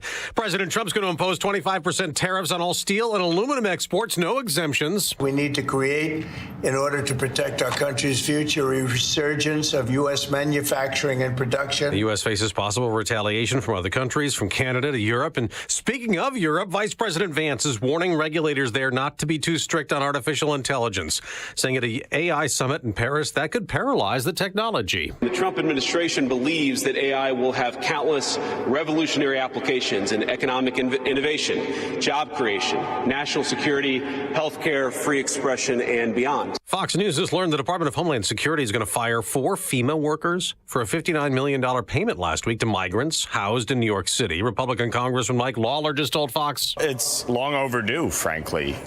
These funds have been misappropriated. Going back to the Biden administration. New York City Mayor Eric Adams, a Democrat who's been cooperating with federal illegal immigration raids, is off the hook in a federal bribery and corruption case. The Trump-led Justice Department is ordering the charges against Mayor Adams be dropped, suggesting they were politically motivated. America's listening to Fox News. Some light snow showers crossing the area, 21 degrees at 8:02 on AM 560. The Answer, good morning. I'm Mike Scott. Chicago area bracing for some winter snow tomorrow. Some areas may see heavy snow up to 6 inches. Jurors entering the 10th day of deliberations in Michael Madigan's landmark corruption trial. The former Illinois House Speaker and co-defendant Michael McLean facing charges of conspiring to participate in an array of bribery and an extortion scheme. President Donald Trump granting a full pardon to former Illinois Governor Rod Blagojevich. 96 days in prison, nearly 8 years. President Trump pulled me out of there, and now he did this. And all I can tell you is that President Trump is a man who, when he sees things that are wrong, he rights them. Blagojevich was released from federal custody in 2020. A new law in Illinois designed to take guns out of the hands of accused domestic abusers. Karina's law will protect survivors of domestic violence and give them comfort, the comfort of knowing that their abuser will not have easy access to firearms. Governor J.B. Pritzker. Reaction mixed as to whether Illinois should have a Department of Government Efficiency. Efforts similar to what the Trump administration is doing for federal agencies. Asked if Illinois, with an anticipated $3 billion budget deficit for the next fiscal year, should have a similar effort, Democrat State Rep Marcus Evans says not so fast. This budget deficit is the reality of government operations, and we're going to figure it out. But that Elon Musk department is not necessary here in Illinois. Republican State Rep Mary Ellick disagrees. The Alton Republican says state taxpayers need more timely transparency on how their money is spent. I'm a member of the Legislative Audit Commission, and we see audits after the fact, right? The errors, the problems have already occurred. Let's make sure that we're addressing those on the front end. Chicago sports, Bulls and Pistons later on tonight, while in college hoops, it's the Fighting Illini and UCLA and Northwestern visiting Oregon. 8:04, time for the AM 560 Business Beat, a service of Signature Bank. Visit signaturebank.bank for all your commercial banking needs. Now the latest from the Fox Business Network. I'm Jerry Willis, and this is the Fox Business Report. Coca-Cola is reporting a better-than-expected quarter. People around the world were buying more of its beverages in the holiday period. The stock's up more than 3%. Humana's Medicare Advantage plan is expected to see membership decline by more than 500,000 this year because it's exiting some unprofitable plans in counties. The insurer lost money in the recent quarter. Humana's predicting earnings this year will be flat. DuPont's earnings topped expectations. Its forecast is optimistic. Shares of the chemical giant are up more than 6%. The company plans to separate into two separate businesses. Fed Chair Jerome Powell speaks to Congress today and tomorrow. He is expected to be asked how policies of the Trump administration will impact employment and inflation. That's your Fox Business Report. I'm Jenny Cosola, invested in you. We do anything for love. This Valentine's Day, you can say, I love you to that special someone. Just one kiss from your sweet lips will tell. In the form of $2,000 if you win our Cash for Couples contest. I love you so much. Enter today at 560theanswer.com/love. That's 560theanswer.com/love. You heard me talk about Relief Factor and how so many people enjoy a better, more pain-free life because of it. If you're dealing with everyday pain, it makes sense you'd want to try it first. Well, Relief Factor makes that pretty pain-free too with their 3-week quick start kit for only $19.95, less than $1 a day. Relief Factor is a daily supplement that fights pain naturally. Relief Factor doesn't just mask pain temporarily, it helps reduce or eliminate pain. Visit relieffactor.com or call 1-800-4RELIEF, 800-4RELIEF for Relief Factor. My doctor told me my blood pressure is borderline. I figured I could worry about it or do something about it. So I took control with Garlic Healthy Blood Pressure Formula. It works safely and naturally to help maintain healthy blood pressure with a custom blend of garlic, vitamins, and minerals. And it's odor-free. I'm taking charge with Garlic Healthy Blood Pressure Formula. These statements have not been evaluated by the FDA. This product is not intended to diagnose, treat, cure, or prevent any disease. The term natural references only the garlic in the product. Use as directed. Family life is a crazy adventure filled with love and laughter, but it can also be demanding with work schedules, after-school activities, and trying to remember where you put your keys. It leaves you wondering, where does the time go? With so much going on, it can be easy to lose sight of your family's well-being. Balance of Nature fruits and veggies supplements offer an easy way to get a wide variety of whole food ingredients for your whole family. Don't let a busy schedule get in the way of your family's well-being.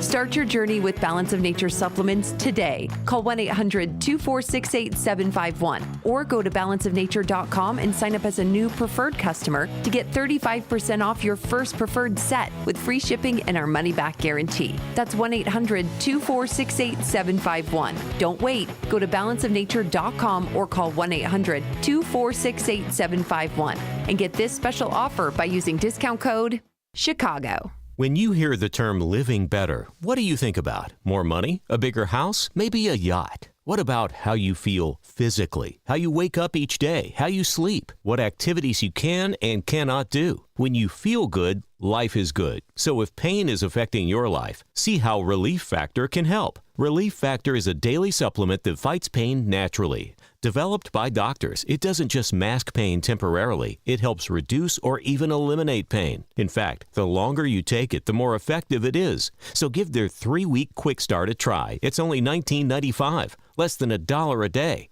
And it just takes a phone call, 1-800-4-RELIEF. That's 1-800-4-RELIEF. Wherever you're hurting, in 3 weeks or even days, Relief Factor can give you a chance to rediscover the true meaning of living better again. Visit ReliefFactor.com or call 1-800-4-RELIEF. That's 1-800-4-RELIEF. It's 8:08. Let's get an update on the roads. Team Hochberg Traffic Center time is delivered to you by Quick Delivery Service. Visit QuickDelivery.com when you need same-day delivery of your routes. Ground delivery when you need it from safe, licensed professionals at QuickDelivery.com. Elmhurst at accident Butterfield and Brush Hill Road. Harvey at accident 159th and Dixie Highway. Delays on the interior expressways will start on the Kennedy, 73 minutes O'Hare into the Burns Circle interchange, and hour 13 on the Ike into the Old Post Office. The Stevenson showing 1 hour into Lakeshore Drive this morning, and the Dan Ryan at a heavy 41 into the Circle. Chicago's Morning Answer with Dan and Amy continues next. Now your official Chicagoland weather forecast with Steve Williams. A winter storm watch in effect beginning Wednesday morning. Clouds and cold flurries today, high 26. Cloudy tonight, low 22. Snow mainly later tomorrow, 1 to 3 inches. Breezy, the high tomorrow, 29. I'm Steve Williams on AM 560, The Answer. Currently, we have 21 degrees and some light snow in the area. Your next news update is at 8:30. Chicago's Morning Answer continues next on AM 560, The Answer. Now, from the Signature Bank Studios,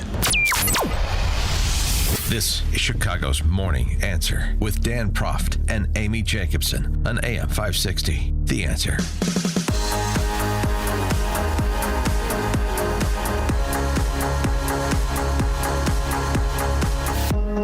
Top of the morning, Dan and Amy. I hope our program director, Marcus Brown, is listening up. He's a Wheaton College grad. Oh, we know. Yes. I'm just very proud of it. I mean, he talks about it, you know. Remember the movie Footloose was loosely based off of Wheaton College because they weren't allowed to dance. Do you remember that? Growing up. I'm from Wheaton. I know, because growing up the mean streets of Wheaton, Dan, okay? Yeah, familiar with the Wheaton College contract. Christian college, you know, it's home to the Billy Graham Center. But it's quickly moving for Marcus in the way that Northwestern moved for me, which is the more it's in the news, the more your value, the more your degree is devalued. Russ Vought, President Trump's OMB director, again, is a Wheaton College grad, 1998. Upon his elevation again, confirmation to OMB director, Wheaton College put out this controversial statement. Wheaton College congratulates and prays for 1998 graduate Russell Vought regarding his senatorial confirmation to serve as the White House Director of the Office of Management and Budget. That was it. You see the problem, right? Everybody hear the problem? Wheaton College congratulates and prays for 1998 graduate Russell Vought regarding his senatorial confirmation to serve as the White House Director of the Office of Management and Budget. Congratulates and prays for? Praise? Wheaton College rescinded that congratulations and praise for. The college put out the following statement. If you can find the coherence, please give us a call. I'm struggling. 312-642-5600 is our turnkey.pro answer line. You could also text us on that line. On Friday, Wheaton College posted a congratulations and a call to prayer for an alumnus who received confirmation to White House post. The recognition and prayer is something we would typically do for any graduate who reached that level of government. However, the political situation surrounding the appointment led to a significant concern expressed online. It was not our intention to embroil the college in a political discussion or dispute. Our institutional and theological commitments are clear that the college, as a nonprofit institution, does not make political endorsement. Wheaton College's focus is on Christ and his kingdom. Therefore, well, he was part of your Christ in your kingdom when he went to school there and graduated. We no longer congratulate, nor do we call for anybody to pray for Russ Vought. Okay. So his alma mater deletes a message congratulating him on his confirmation. Yeah, because they don't want to jeopardize their nonprofit status. They want to focus on Christ and his kingdom, not embroil themselves in the political controversy of congratulating an alumnus for achieving a professional accomplishment. Can't say I've seen this. Have you seen this before, Dan? Yeah, pretty much. Wheaton College, is more and more, when you talk about Wheaton College, as we have over the years, it has been taken over by the social justice Christians. There's a good protocol that's described here by a professor, a fellow at New St. Andrews College in Moscow, Idaho. Joe Rigney is his name. He's a fellow of theology there. And I always love when you get the construct to how the left works, because there is sort of a paint-by-numbers process by which they advance their totalitarian disposition. And Rigney's got it here. Remember, like the wraparound smear, that's a good example. And Nancy Pelosi described it, how they smear people they disagree with so they don't have to address the substance of the disagreement. This is sort of similar. Joe Rigney, again, this fellow of theology from New St. Andrews College. It's about a 30-year-old college. I sometimes forget to list it when we talk about the few colleges or universities in America that are still interested in preserving and advancing Western civilization. New St. Andrews College in Moscow, Idaho is one of them. He calls it Anatomy of a Steer. Anatomy of a Steer. He writes, the actions of Wheaton College over the last 24 hours offer a classic case study in how supposedly conservative Christian organizations are hijacked and steered by the left. While many recognize the presence of emotional sabotage, it's good to break down the key elements of the successful steer. So here it is. First, the spark. The spark was the social post congratulating Russ Vought on his appointment to director of OMB. Rigney writes, the spark is not the origin of the conflict, but its occasion. It doesn't cause the problem so much as reveal it. And the spark could quite literally be anything, because like California forests under progressive governments, there's a lot of tinder and dry brush just ready to burn. So part one is the spark, anatomy of a steer. Part two, the victims. Crucial to a successful steer are the quote-unquote victims, real or alleged. In this case, these are the people who are hurt or scared or in danger from the Trump administration. Illegal immigrants who could be deported, sexual minorities who are literally being erased by this administration. He's repeating their rhetoric back to us. Racial minorities who pretend that Trump is going to bring back lynchings or some other nonsense. Those who will be destitute because of the government programs that are being paused, reduced, or cut. The victims function as the appropriate objects of empathy, which will be used to steer the institution in question. Crucially, only certain groups are permitted objects of empathy. And so you have some Wheaton College graduates taking to online platforms and screeching the way that they do. So come the advocates. So now we've identified the spark, the victims, real or alleged, in this case, alleged. And then the advocates go to work. And so he posted some of the Facebook posts from Wheaton College grads. For example, a guy named Jonathan Haven. I can assure you many of us alumni wish this Project 2025 fascist the worst. It's very Christian. Completely anti-Christian in his approach to politics, which consists of targeting the least of these. There you go. The advocate speaking up for the victims. A woman named Denise Whitty Schaller. Yeah. Or Schaller.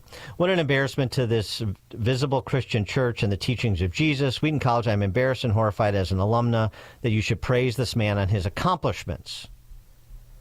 Mm-hmm. My favorite was Hillsdale College, because they shared, a similar message congratulating Vought. And then they retweeted, trigger warning, we will not be deleting our earlier post congratulating at Russ Vought. So part 1 is the spark, part 2, the victims, part 3, the advocates. There's a nice, easy progression to this. Part 4, the respectables, writes Joe Rigney. Arguably, the most important participants in any effective steer are the respectables. Generally, they are not advocates or activists. They are nice guys, orthodox in their doctrine, winsome, kind-hearted, and generally conflict-averse. They are the primary target of the advocates. And they also bring their own pressure to bear on any leaders who might resist being steered. The leverage they use is credibility and respectability. They are easily steered and effectively steer others, and their function is to mask the sabotage with their piety and platitudes. I'm neither left nor right, for example. You ever heard that one? I'm neither left nor right, but here I am throwing in with and helping the left steer. They are also often self-deceived, convinced that they are following in the way of Jesus as they lead their institutions to apostasy and irrelevance. They think of themselves as peacemakers, but in reality they are peacemongers, cowards who value a good rapport with the world more than basic fidelity and fear of the Lord. Respectables are the linchpin of the entire steer. Without them, steering doesn't work. Who are the respectables in this story? President of Wheaton College, Phil Ryken, Board of Trustees. They put out the statement, didn't they? Mm-hmm. And part 5 is the result. This year worked. Wheaton College pulled the congratulations. As Rigney goes through, Wheaton College pulled the congratulations and put out the following incoherent statement that I read. On the one hand, they acknowledge that such congratulations are normal. Then they blame their capitulation on some vague political situation, quote unquote. They implied that the congratulations was somehow a political endorsement that was at odds with the college's mission and nonprofit status. In doing so, they adopt the framing of the advocates and reinforce the progressive straitjacket that ensnares them. More than that, they make it clear they have no desire to be associated with conservative alumni. That, like Peter at Antioch in Galatians 2, they will distance themselves from fellow Christians out of fear of worldly agitators. Great distillation. The steer. I'll retweet this because this should be laminated and put in your wallet or your purse, because you see this all the time, and this is how it works. And the respectables being the key to this is the pressure point because they're the linchpin. So who should be hearing from conservative Wheaton College alumni and donors is President Phil Ryken and that Board of Trustees. 312-642-5600, turnkey.pro, answer line. Lucas and Carrie. Hi, yes. I'm just reviewing the Financial Times, and they actually mentioned this, that meanwhile Vought is becoming more of a lightning rod. Wheaton College, a Christian university in Illinois, last week issued a call for prayer and congratulations to celebrate Vaught's confirmation to the White House and seasoned alumnus of the institution. And it immediately, this guy, James Politi, immediately starts to attack him. The title, U.S. Budget Boss Relishes Chance to Inflict quote-unquote trauma. Just, right. Well, of course, right. You get an attack piece. Yeah, you get the D.C. press corps to run cover for the advocate to run with the advocates and run cover for the respectables. Yeah, right. Yep. Fold in the media to the formula. He's a renowned Trump hater, but it's still really interesting how they use these words to try and get up emotions, all the people. Oh, you need to be afraid of what's happening right now because they are pulling his credentials, or not his credentials, but, they're retracting their statement, so you should be very afraid. Yeah, thanks for the call, Lucas. Russ Vought had a one-word response to that's right. the rescinding of the congratulations. He just said sad. Yeah, sad. SAD. Yeah. Bob and Waukegan. Yeah, my friend calls me the backslider. I do know what Christ expects of us, and if I were Wheaton College, I would have just said, please send your name and addresses in so that we can pray for you, because God forbid we want to pray for the wrong Bob Ross. But in my backslidden state, I really want to say what Megyn Kelly said to Chris Cuomo, and you can follow that up yourself. Thanks for the call, Bob. George, Naperville. Yes, Dan, do you know when they'll be holding the rescind your prayer service? Spirits come out. Yes, devil be gone. The language, right? Everybody's hurt or afraid. People are in danger. And, of course, this is the vernacular of the left all the time, nonstop trauma, as Lucas just mentioned in that Financial Times report. This is the language they use to whip up their advocates. And the real or alleged, I would say imaginary, the imaginary victims are their mascots. They're speaking for people who didn't ask anybody to speak for themselves, but they have to, these people are these totalitarian do-gooders have to have a constituency. I'm not doing this for myself. I'm selfless. I'm a selfless Christian. I'm the Good Samaritan. I'm doing it for people who haven't asked for my help, who don't need my help, who are not scared or suffering or whatever. But it can't be about me. Oh, no, it's not about me. No, of course not. I'm doing this for the downtrodden who don't have a voice. We've seen this at the Doge town halls, where employees are allowed to come forth and air their grievances. Some are courageous enough to actually do it in a public forum, as opposed to have their identity concealed and do an interview with Marge Brennan on Face the Nation. Like this human, I don't know, wrapped in a trans flag. Yeah. Who offered this at the public air your grievances against Doge confab. Good to meet you. My name's Connie Rice. I've been in Leesburg well over 30 years, raised 3 boys here, all Eagle Scouts, Marine veteran. Change their names. Page 5 of Project 2025 describes me as a pedophile, a pornographer, a child abuser, and suggests that I should be put to death. Page 5.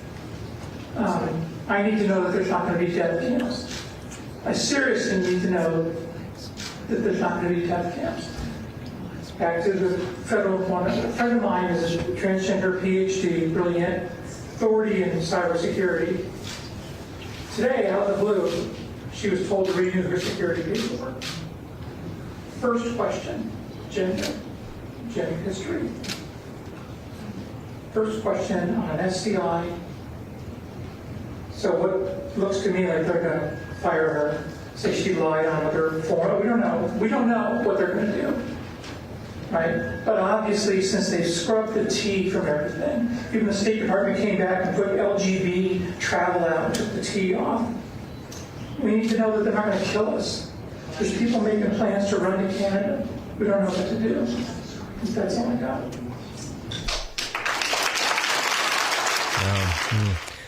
So just a simple question. Are you any plans to set up death camps? If you could just give us a heads up on the death camps. You're not going to kill us, are you? Where's she getting her information from?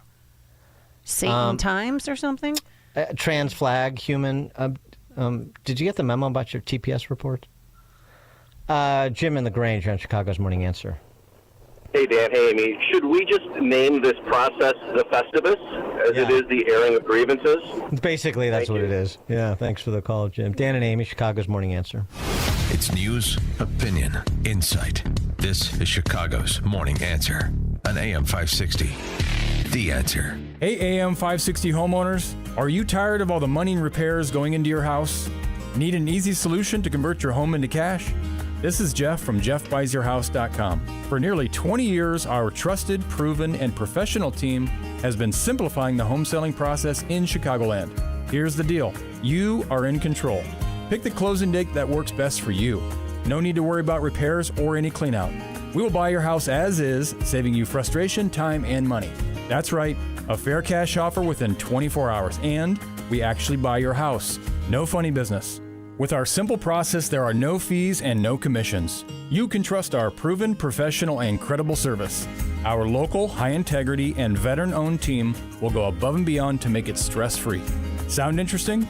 Sell your house to the trusted source by calling us at 630-895-9530. That's 630-895-9530 or JeffBuysYourHouse.com. I just took it. I've been away from my balance of nature for 4 days. How could I have lived without it? But I didn't have the same type of energy, and I don't feel well. And now I'm feeling great. Just took 6 capsules. With that, you're getting several servings of 31 different fruits and vegetables. Your body, heart, and mind will thank you for it. So be one of the cool kids and get your supplements of balance of nature, fruits and veggies, today. I'm telling you, it's perfect because if you eat 1 apple or a banana, that's not getting enough fruits and vegetables. That's just 1 serving, not the recommended allowance of fruits and vegetables. So here's what you do. Call this number, 800-246-8751. Use coupon code CHICAGO to save 35% and free shipping when you sign up as a new preferred customer. Again, that number is 800-246-8751. Call now or order online at balanceofnature.com. Coupon code Chicago. Wesley is a truck driver. I drive a truck, and I love what I do. A truck driver with IRS troubles. They told me I owed them $43,000. It got really bad.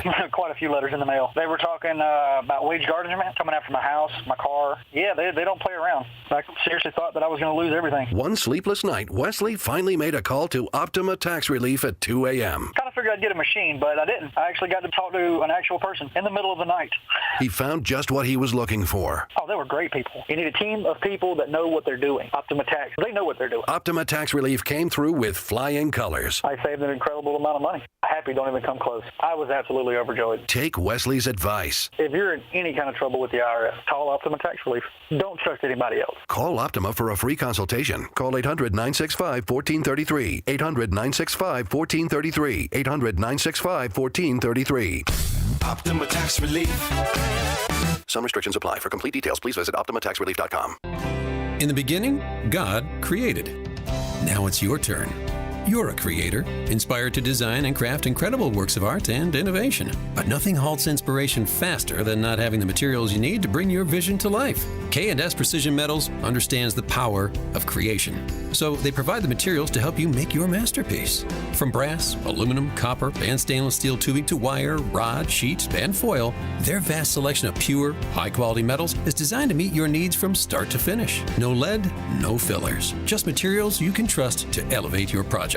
Whether you're a professional or hobbyist, their products are trusted by the medical and movie industries and creators like you, providing high-quality metals to a world of endless possibilities. K&S Precision Metals has been family-owned and operated in Chicago for 78 years. Most orders ship within a day, so you can get back to creating faster. Order directly at ksmetals.com. That's ksmetals.com. Our materials, your creations. AM 560. The Answer. No, I went to Wheaton College Crusader basketball camp for like 6 years in a row growing up, and I just remember the great coaches they had there. I think Dick Helm was still there. He may not have been coaching, but he was still there at the camp. Yeah, I was probably there maybe his last year when he was still coaching. Bill Harbeck, Lee Fund, Gul Branson, I remember. I mean, you know, it really was a special place. I mean, it's exactly what Russ Vought said. It's sad. Mm-hmm. It's sad. It's become a place of such cowardice in the face of worldly pressure from the left. That's a place that's supposed to be, impenetrable when it comes to worldly pressures. That's sort of the point. But anyway, as to the death camps, we did get a text that I wanted to share. the death camps that they're very concerned about. Yes. Lesbians and trans, yes. Hearing the Hinsdale death camp will have its own Starbucks. Yeah, I think that's right. Well, that's gonna be Eighth Amendment compliant. So nothing cruel or unusual.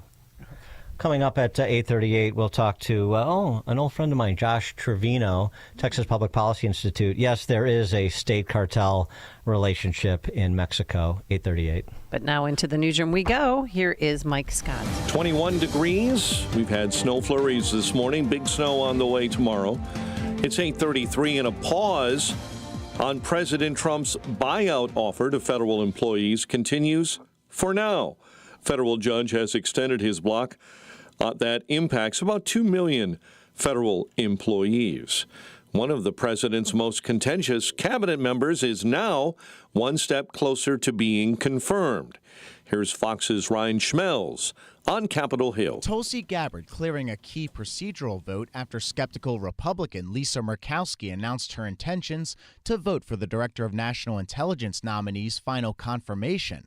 Murkowski on X saying, quote, "While I continue to have concerns about certain positions she has previously taken, I appreciate her commitment to rein in the outsized scope of the agency while still enabling the ODNI to continue its essential function in upholding national security." All Democrats voted against Gabbard, with some citing her refusal to call National Security Agency whistleblower Edward Snowden a traitor in a meeting she had with former Syrian President Bashar al-Assad. On Capitol Hill, Ryan Schmelz, Fox News. An investigation is underway into a deadly Arizona plane crash involving a jet owned by former rock and roll lead singer Vince Neil.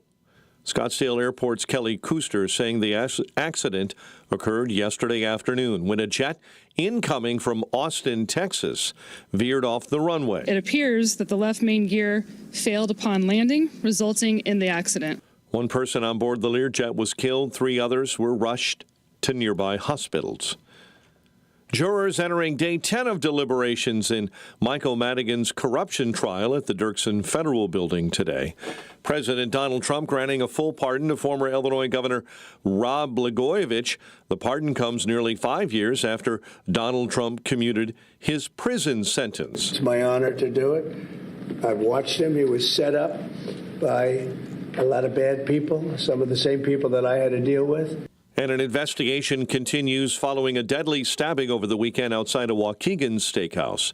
Police responded Saturday to 4114 Steaks and Seafood and found the owner, Joshua Kirkwood, with stab wounds. For this incident to occur inside this facility where he, sweat blood and tears and assisting, tragic loss. Waukegan Mayor Sam Cunningham. Kirkwood was taken to a local hospital and pronounced dead. Court documents show the incident began during an argument during a gender reveal party. Bulls and Pistons at the UC tonight. College hoops, Fighting Illini and UCLA, and Northwestern will visit the Oregon Ducks. The news service, A Balance of Nature, fruits and veggies in a capsule.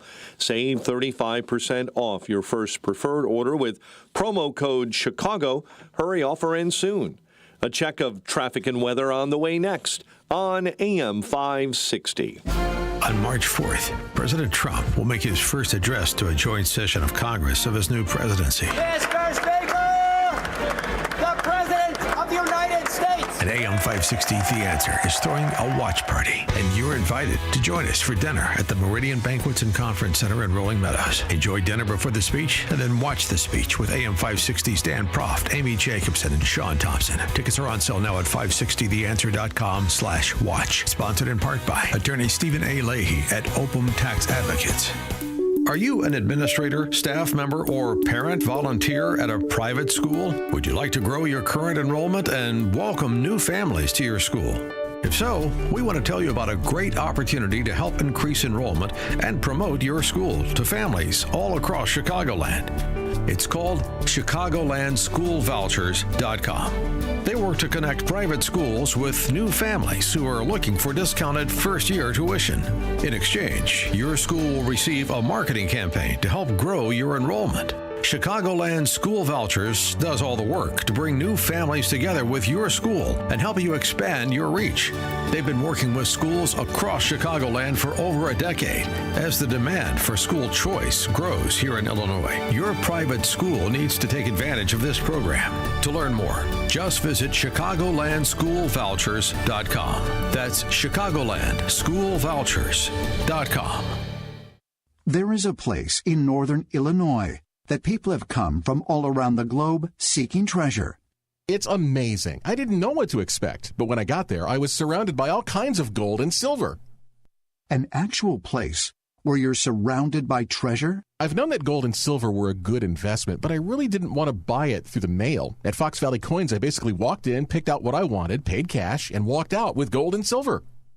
Walk in with paper and walk out with actual gold and silver bars.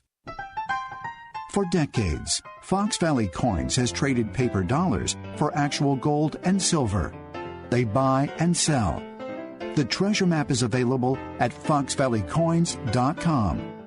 They are on Route 59, 1 light north of I-88 in Naperville, Illinois.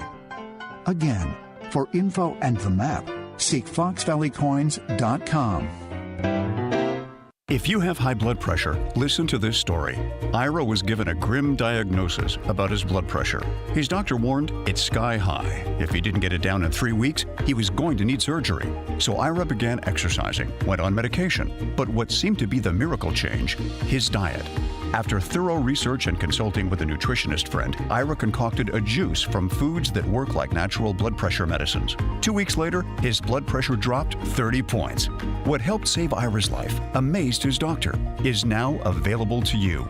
Ira and his nutritionist founded 120 Life, a delicious juice and powdered mix with natural ingredients that have shown to lower blood pressure. Try it yourself risk-free with a 2-week trial pack. Go to 120life.com and use coupon code 560 to save 15% and get free shipping. They're so sure it can noticeably lower your blood pressure in 2 weeks, they'll give your money back if you're not satisfied. Order now, 120life.com. Use coupon code 560 at checkout. It's 8:40, Team Hochberg Traffic Center time. And this update is a service of AutoZone. Get in the zone, AutoZone, and troubleshoot that likely cause of your pesky check engine light free. Get in the zone, AutoZone. Kennedy, right now at hour 17, O'Hare into the Burns Circle interchange. Stevenson right now running at an hour from 355 into Lakeshore Drive. Dan Ryan, a half hour, 95th into the Burns Circle interchange. And delays in Elmhurst, accident, Butterfield, and Brush Hill Road. Chicago's Morning Answer with Dan and Amy continues next. AM 560 Weather Center forecast. Cloudy and colder, a flurry throughout the day. High 26, low clouds 22 overnight. Winter storm watch goes into effect tomorrow with snowfall and a high of 29. Currently cloudy and 22. Your next news update is at 9.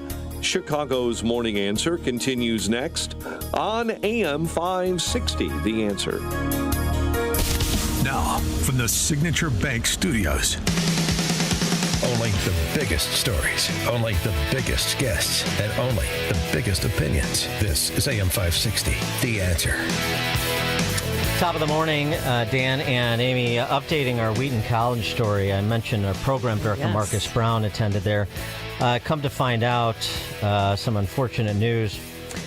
He, during his time there, ran a campaign against Russ Vought when Russ Vought ran for student body president. So, as a, I have reporting responsibilities to the MAGA League office, so we're going to have to... Where we're sending him, what camp? Well, we're going to have to disclose him. I mean, that's going to be up to the MAGA Gruppenführers to decide what camp he goes to. I hope, Amy, you'll put in a good word for him. I know you have standing with the MAGA folks. Yeah. We'll send him to a nice one.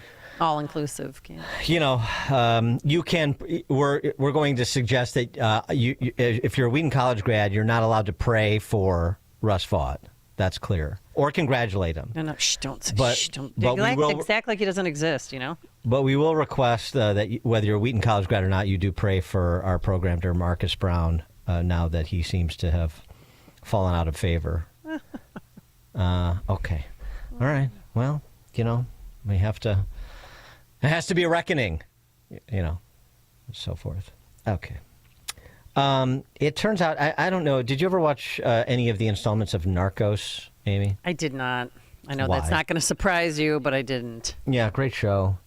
It turns out, there's a lot of historical accuracy in those programs, including the kidnapping and murder of DEA agent Kiki Camarena, which really changed the relationship between America and Mexico in the 1980s. But, all this back and forth after Trump termed Mexico a narco state, suggesting that this was some sort of shocking affront to the Mexican government or to the Mexican people.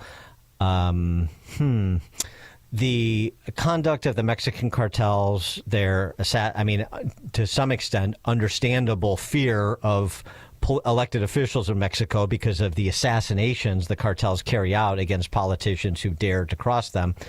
But the idea that there is not a relationship between the drug cartels and the Mexican government, which the newly minted president Sheinbaum suggested, is laughable, and everyone knows it. But I understand when Trump is in the White House, all sorts of people want to pretend to know things, not to know things that they do know that are obvious for anybody paying attention. For more on the topic and its impact on border security, which is part of the overriding concern for us, pleased to be joined by an old friend of mine, Joshua Trevino, who is the Chief Transformation Officer, not Chief Trans Officer. Chief Transformation Officer. Okay. Big difference at the Texas Public Policy Foundation. Josh, thanks for joining us. Appreciate it. Hey, thanks for having me. It's good to talk to you again, Dan. Good to have you. And so you penned this piece about the Mexican State Cartel Alliance. Why don't you provide, I know Hollywood sensationalizes these things, but why don't you provide us the nuts and bolts of the relationship between the cartels and the government, regardless of who the president is?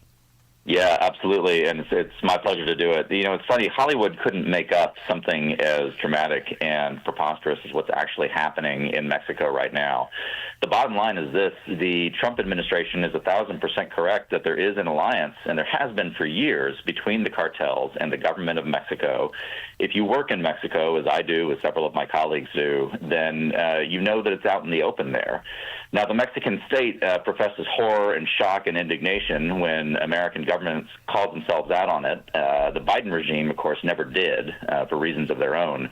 But the reality is this: the current ruling party in Mexico has almost certainly had a financial and political alliance with the Sinaloa cartel in particular for most of the past 20 years. There's a ton of evidence to that end. People who have investigated it have been attacked by that government in ways fatal and non-fatal. And so it's something that we have to congratulate this new White House for stating plainly. And American policy is going to have to adjust itself to the fact that we don't have a partner in the government of Mexico at this point. What is, there was talk during the presidential campaign, you'll remember, Ron DeSantis even suggesting sending special forces across the border into Mexico to eradicate the cartels. And I think Trump has made sort of noise in that direction before as well. What can we do beyond working as constructively as possible with the Mexican government in its current formation to get things like what Trump got with the tariff threat with it, which is to send 10,000 military police to the border to enhance enforcement on their side of the Mexican-American border? What other things should we be thinking about that are feasible? Great question. The Mexican argument, of course, is that they, despite their alliance with the cartels, are nonetheless indispensable partners to us in Mexico. And the first thing we have to do is mentally abandon that framework. We need to understand and act upon the realization that we have to do what's best for ourselves here in the United States. And that, first and foremost, means linking trade and security.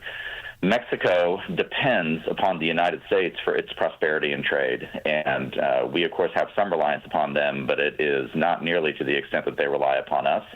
They ought not get rich off of us, and they ought not enjoy the benefits of trade and commerce with us so long as they fail to deliver security. And so that needs to be premise number one of our relationship with them. And I think the Trump White House has moved a long way in that direction with the tariff threats. We'll see how far they're willing to go on it. The other thing that we need to make really clear is that we're willing to act unilaterally. If there is a cartel threat, I totally agree with Secdef Hegseth that armed force ought to be on the table. It's something that the Mexicans are desperate to prevent, but that needs to be a tool in the kit, and we need to be credibly willing to use it. And I think that constitutes a good start. Well, what about, I see online people saying, don't send your kids, to Mexico for spring break because that's right around the corner. Is it safe for them to go right now? Boy, that is a great question. You have to exercise a lot of caution in Mexico. Now, I do go to Mexico City in particular, fairly often for work. There's a lot of great things about Mexico. I am ethnically Mexican from South Texas, so I have a lot of affinity for the culture and the values that prevail down there. The government is terrible. I would encourage anyone who goes to exercise tremendous caution. Don't be complacent. Mexico is fine until it isn't for the individual American, and unfortunately, the trajectory that Mexico is on is toward the worse. So the 10,000 military police, they scramble to the border. Is that just a Potemkin offering, or is that something where they're actually going to enhance security there? The most malignant and powerful trafficking organization in Mexico is the Mexican Army, period, full stop. And I think you can derive conclusions about the quality of the 10,000 personnel from that fact. So then if that's true, then the larger question, I suppose, if the president of Mexico wanted to, does she have the resources to go after the cartels? I mean, Calderon attempted to go after the cartels, if I'm remembering correctly. Didn't stick, of course. But is it a capacity issue? Is it a political will issue? Is it some combination of the two? Yeah, it's all of the above. And your memory is entirely accurate. Felipe Calderon did try to go after the cartels and failed. In fact, the situation significantly worsened under his watch, not least because he had a series of corrupt officials working for him. Now, the qualitative difference with the current president of Mexico is that she's in a bind. She's not really in control of her party. Her predecessor is, and he's the one who forged the link with the Sinaloa cartels. And the choice that she needs to be forced to make eventually is to decide between the United States and that predecessor. Is she going to honor and extend her party's alliance with the Sinaloans, or is she going to forge a partnership with the United States? Right now, she's opted for the wrong choice, in our view. And so we need to bring pressure to bear until it is intolerable for her to continue to protect the corrupt elements in her own party and society. I mean, just the prospect of some sort of military intervention, I mean, first of all, sort of goes against the disposition of the administration against foreign entanglements, but there are going to be exceptions to that. I mean, Trump has essentially proposed one in terms of the rebuilding of Gaza. So there's open-mindedness, I think, to exceptions that make sense. But I mean, what form would that take if you really, as a president of the United States, wanted to go after the Sinaloa cartel specifically to send a message to the rest of the cartels? Yeah, no, good observation. A successful policy involves no Americans on the ground in Mexico. I want to be 100% clear on that, which is why we've consistently advocated for maximum pressure on the Mexican regime itself. We should have no trust in that regime. It's a bad faith partner, but even bad faith partners can be brought to do the right thing, and that's why we need to apply the credible threat of military force, the real threat of economic pressure brought to bear to force that regime to do what it must. Remember, they value their lifestyles and money more than they value the welfare of their own people. It's sad, but it's absolutely true. And so when you talk about Mexican elites who hold the destiny of their country in their own hands, their access to U.S. money, U.S. education, education, U.S. healthcare, if you put all that on the table, which is currently not, they're probably going to come around. Now, if it arises that there is a need for U.S. military intervention, then it's got to be small and targeted, is my guess. I'm not going to read the minds of anybody in national leadership right now on that. But I concur with you. I don't think there's an appetite for anything large and enduring. But one thing that Trump's been good at is he has been uncompromising on American self-defense, and this is a clear-cut case of that. Well, I mean, the attitude of Mexican elites putting their material interests ahead of the welfare of their people, that's indistinguishable from American elites. So we understand that mentality perfectly. Indeed, we do.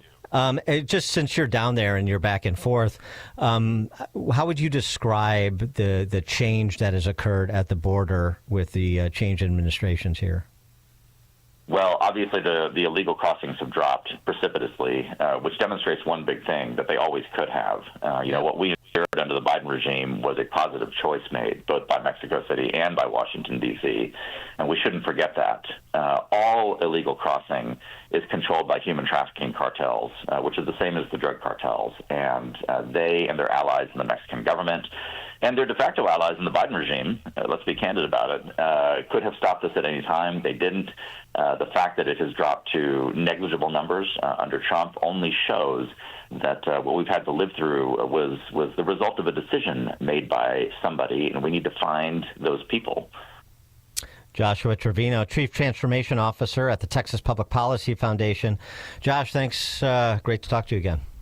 Likewise. Thank you. Thank you. And he joined us on our turnkey.pro answer line. The stories you need to know to start your day. This is Chicago's Morning Answer on AM 560. The Answer. Hi, I'm Ken Mariotti, owner of Woodland Windows and Doors, a third-generation family-owned business since 1969. We know you're bombarded by choices when shopping for new windows or doors, so we're inviting you to experience the Woodland difference. For decades, we have been transforming living spaces with Marvin Windows, a fifth-generation family business. Marvin replacement windows have been known to increase the warmth of your cold rooms by 10 degrees. Think about that, 10 degrees warmer. When you welcome Woodland into your home, you will get a product expert to transform your living spaces, full-time, dedicated professional installers that you can trust in your home, along with the best products like Marvin. These are the reasons we're proud of our 5-star reviews and family legacy. No gimmicks, no pressure, and upfront pricing are why Woodland Windows and Doors is your trusted window and door expert in Chicagoland. Visit woodlandwindows.com to book your free in-home expert consultation. That's woodlandwindows.com, or stop by our showroom at the corner of Lake and Geary in Roselle. Guys, if you just don't have that youthful energy like you used to, it could be low T. Have you thought of getting your testosterone levels checked? Don't put it off. Get tested.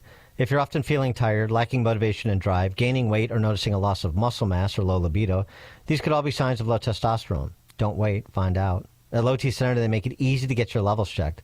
It's just a simple test, and with their on-site lab, you get your results back right there. Low T Center is not a typical doctor's office. Their physicians specialize in treating low T with testosterone replacement therapy, or TRT, for each patient. Their personal treatment plans are optimized for each patient. They're not just basic standard treatments.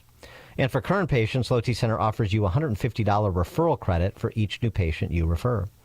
And at Low T Center, you can also get your health evaluated for treatment with prescription GLP-1 weight loss medications. So get back to your best. Visit lowtcenter.com to book your appointment today. That's lowtcenter.com. Tell them Dan Prof sent you when you do. Low T Center, reinventing men's health care. At Signature Bank, going the distance for business banking customers is what we do every day. We understand that business owners have a strategic mission, a drive to succeed, a plan for growth, and don't have time to wait for a bank to respond. With Signature Bank, you not only have a banking partner that has roots right here in Chicago, but our decisions are made locally too. Signature Bank knows that when you have a question or problem about your business, you want answers. You need someone who will pick up the phone or respond to your text. You need someone who is always there for you. That's Signature Bank. We are a team that wants to get to know you and your business. Want to be Signature Bank's next success story? Give us a call today at 773-467-5630 or visit us online at signaturebank.bank. Member FDIC Equal Housing Lender.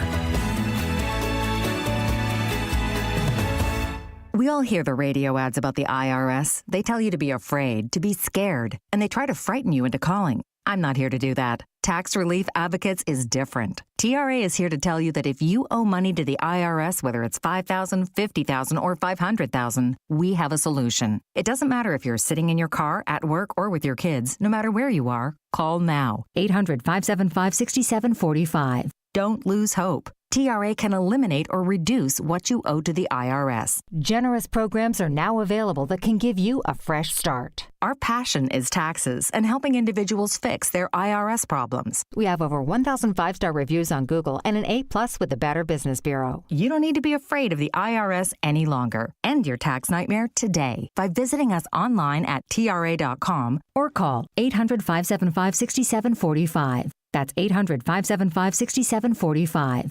Tax Relief Advocates. Real solutions for real people. Family life is a crazy adventure filled with love and laughter, but it can also be demanding with work schedules, after-school activities, and trying to remember where you put your keys. It leaves you wondering, where does the time go? With so much going on, it can be easy to lose sight of your family's well-being. Balance of Nature fruits and veggie supplements offer an easy way to get a wide variety of whole food ingredients for your whole family. Don't let a busy schedule get in the way of your family's well-being.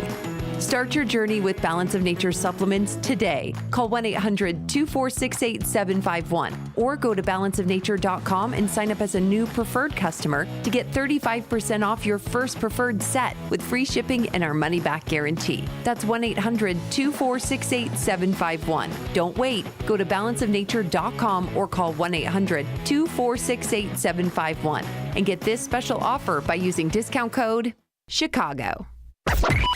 AM 560, The Answer. Well, can I tell you about my bets? You bet on the Eagles and you won?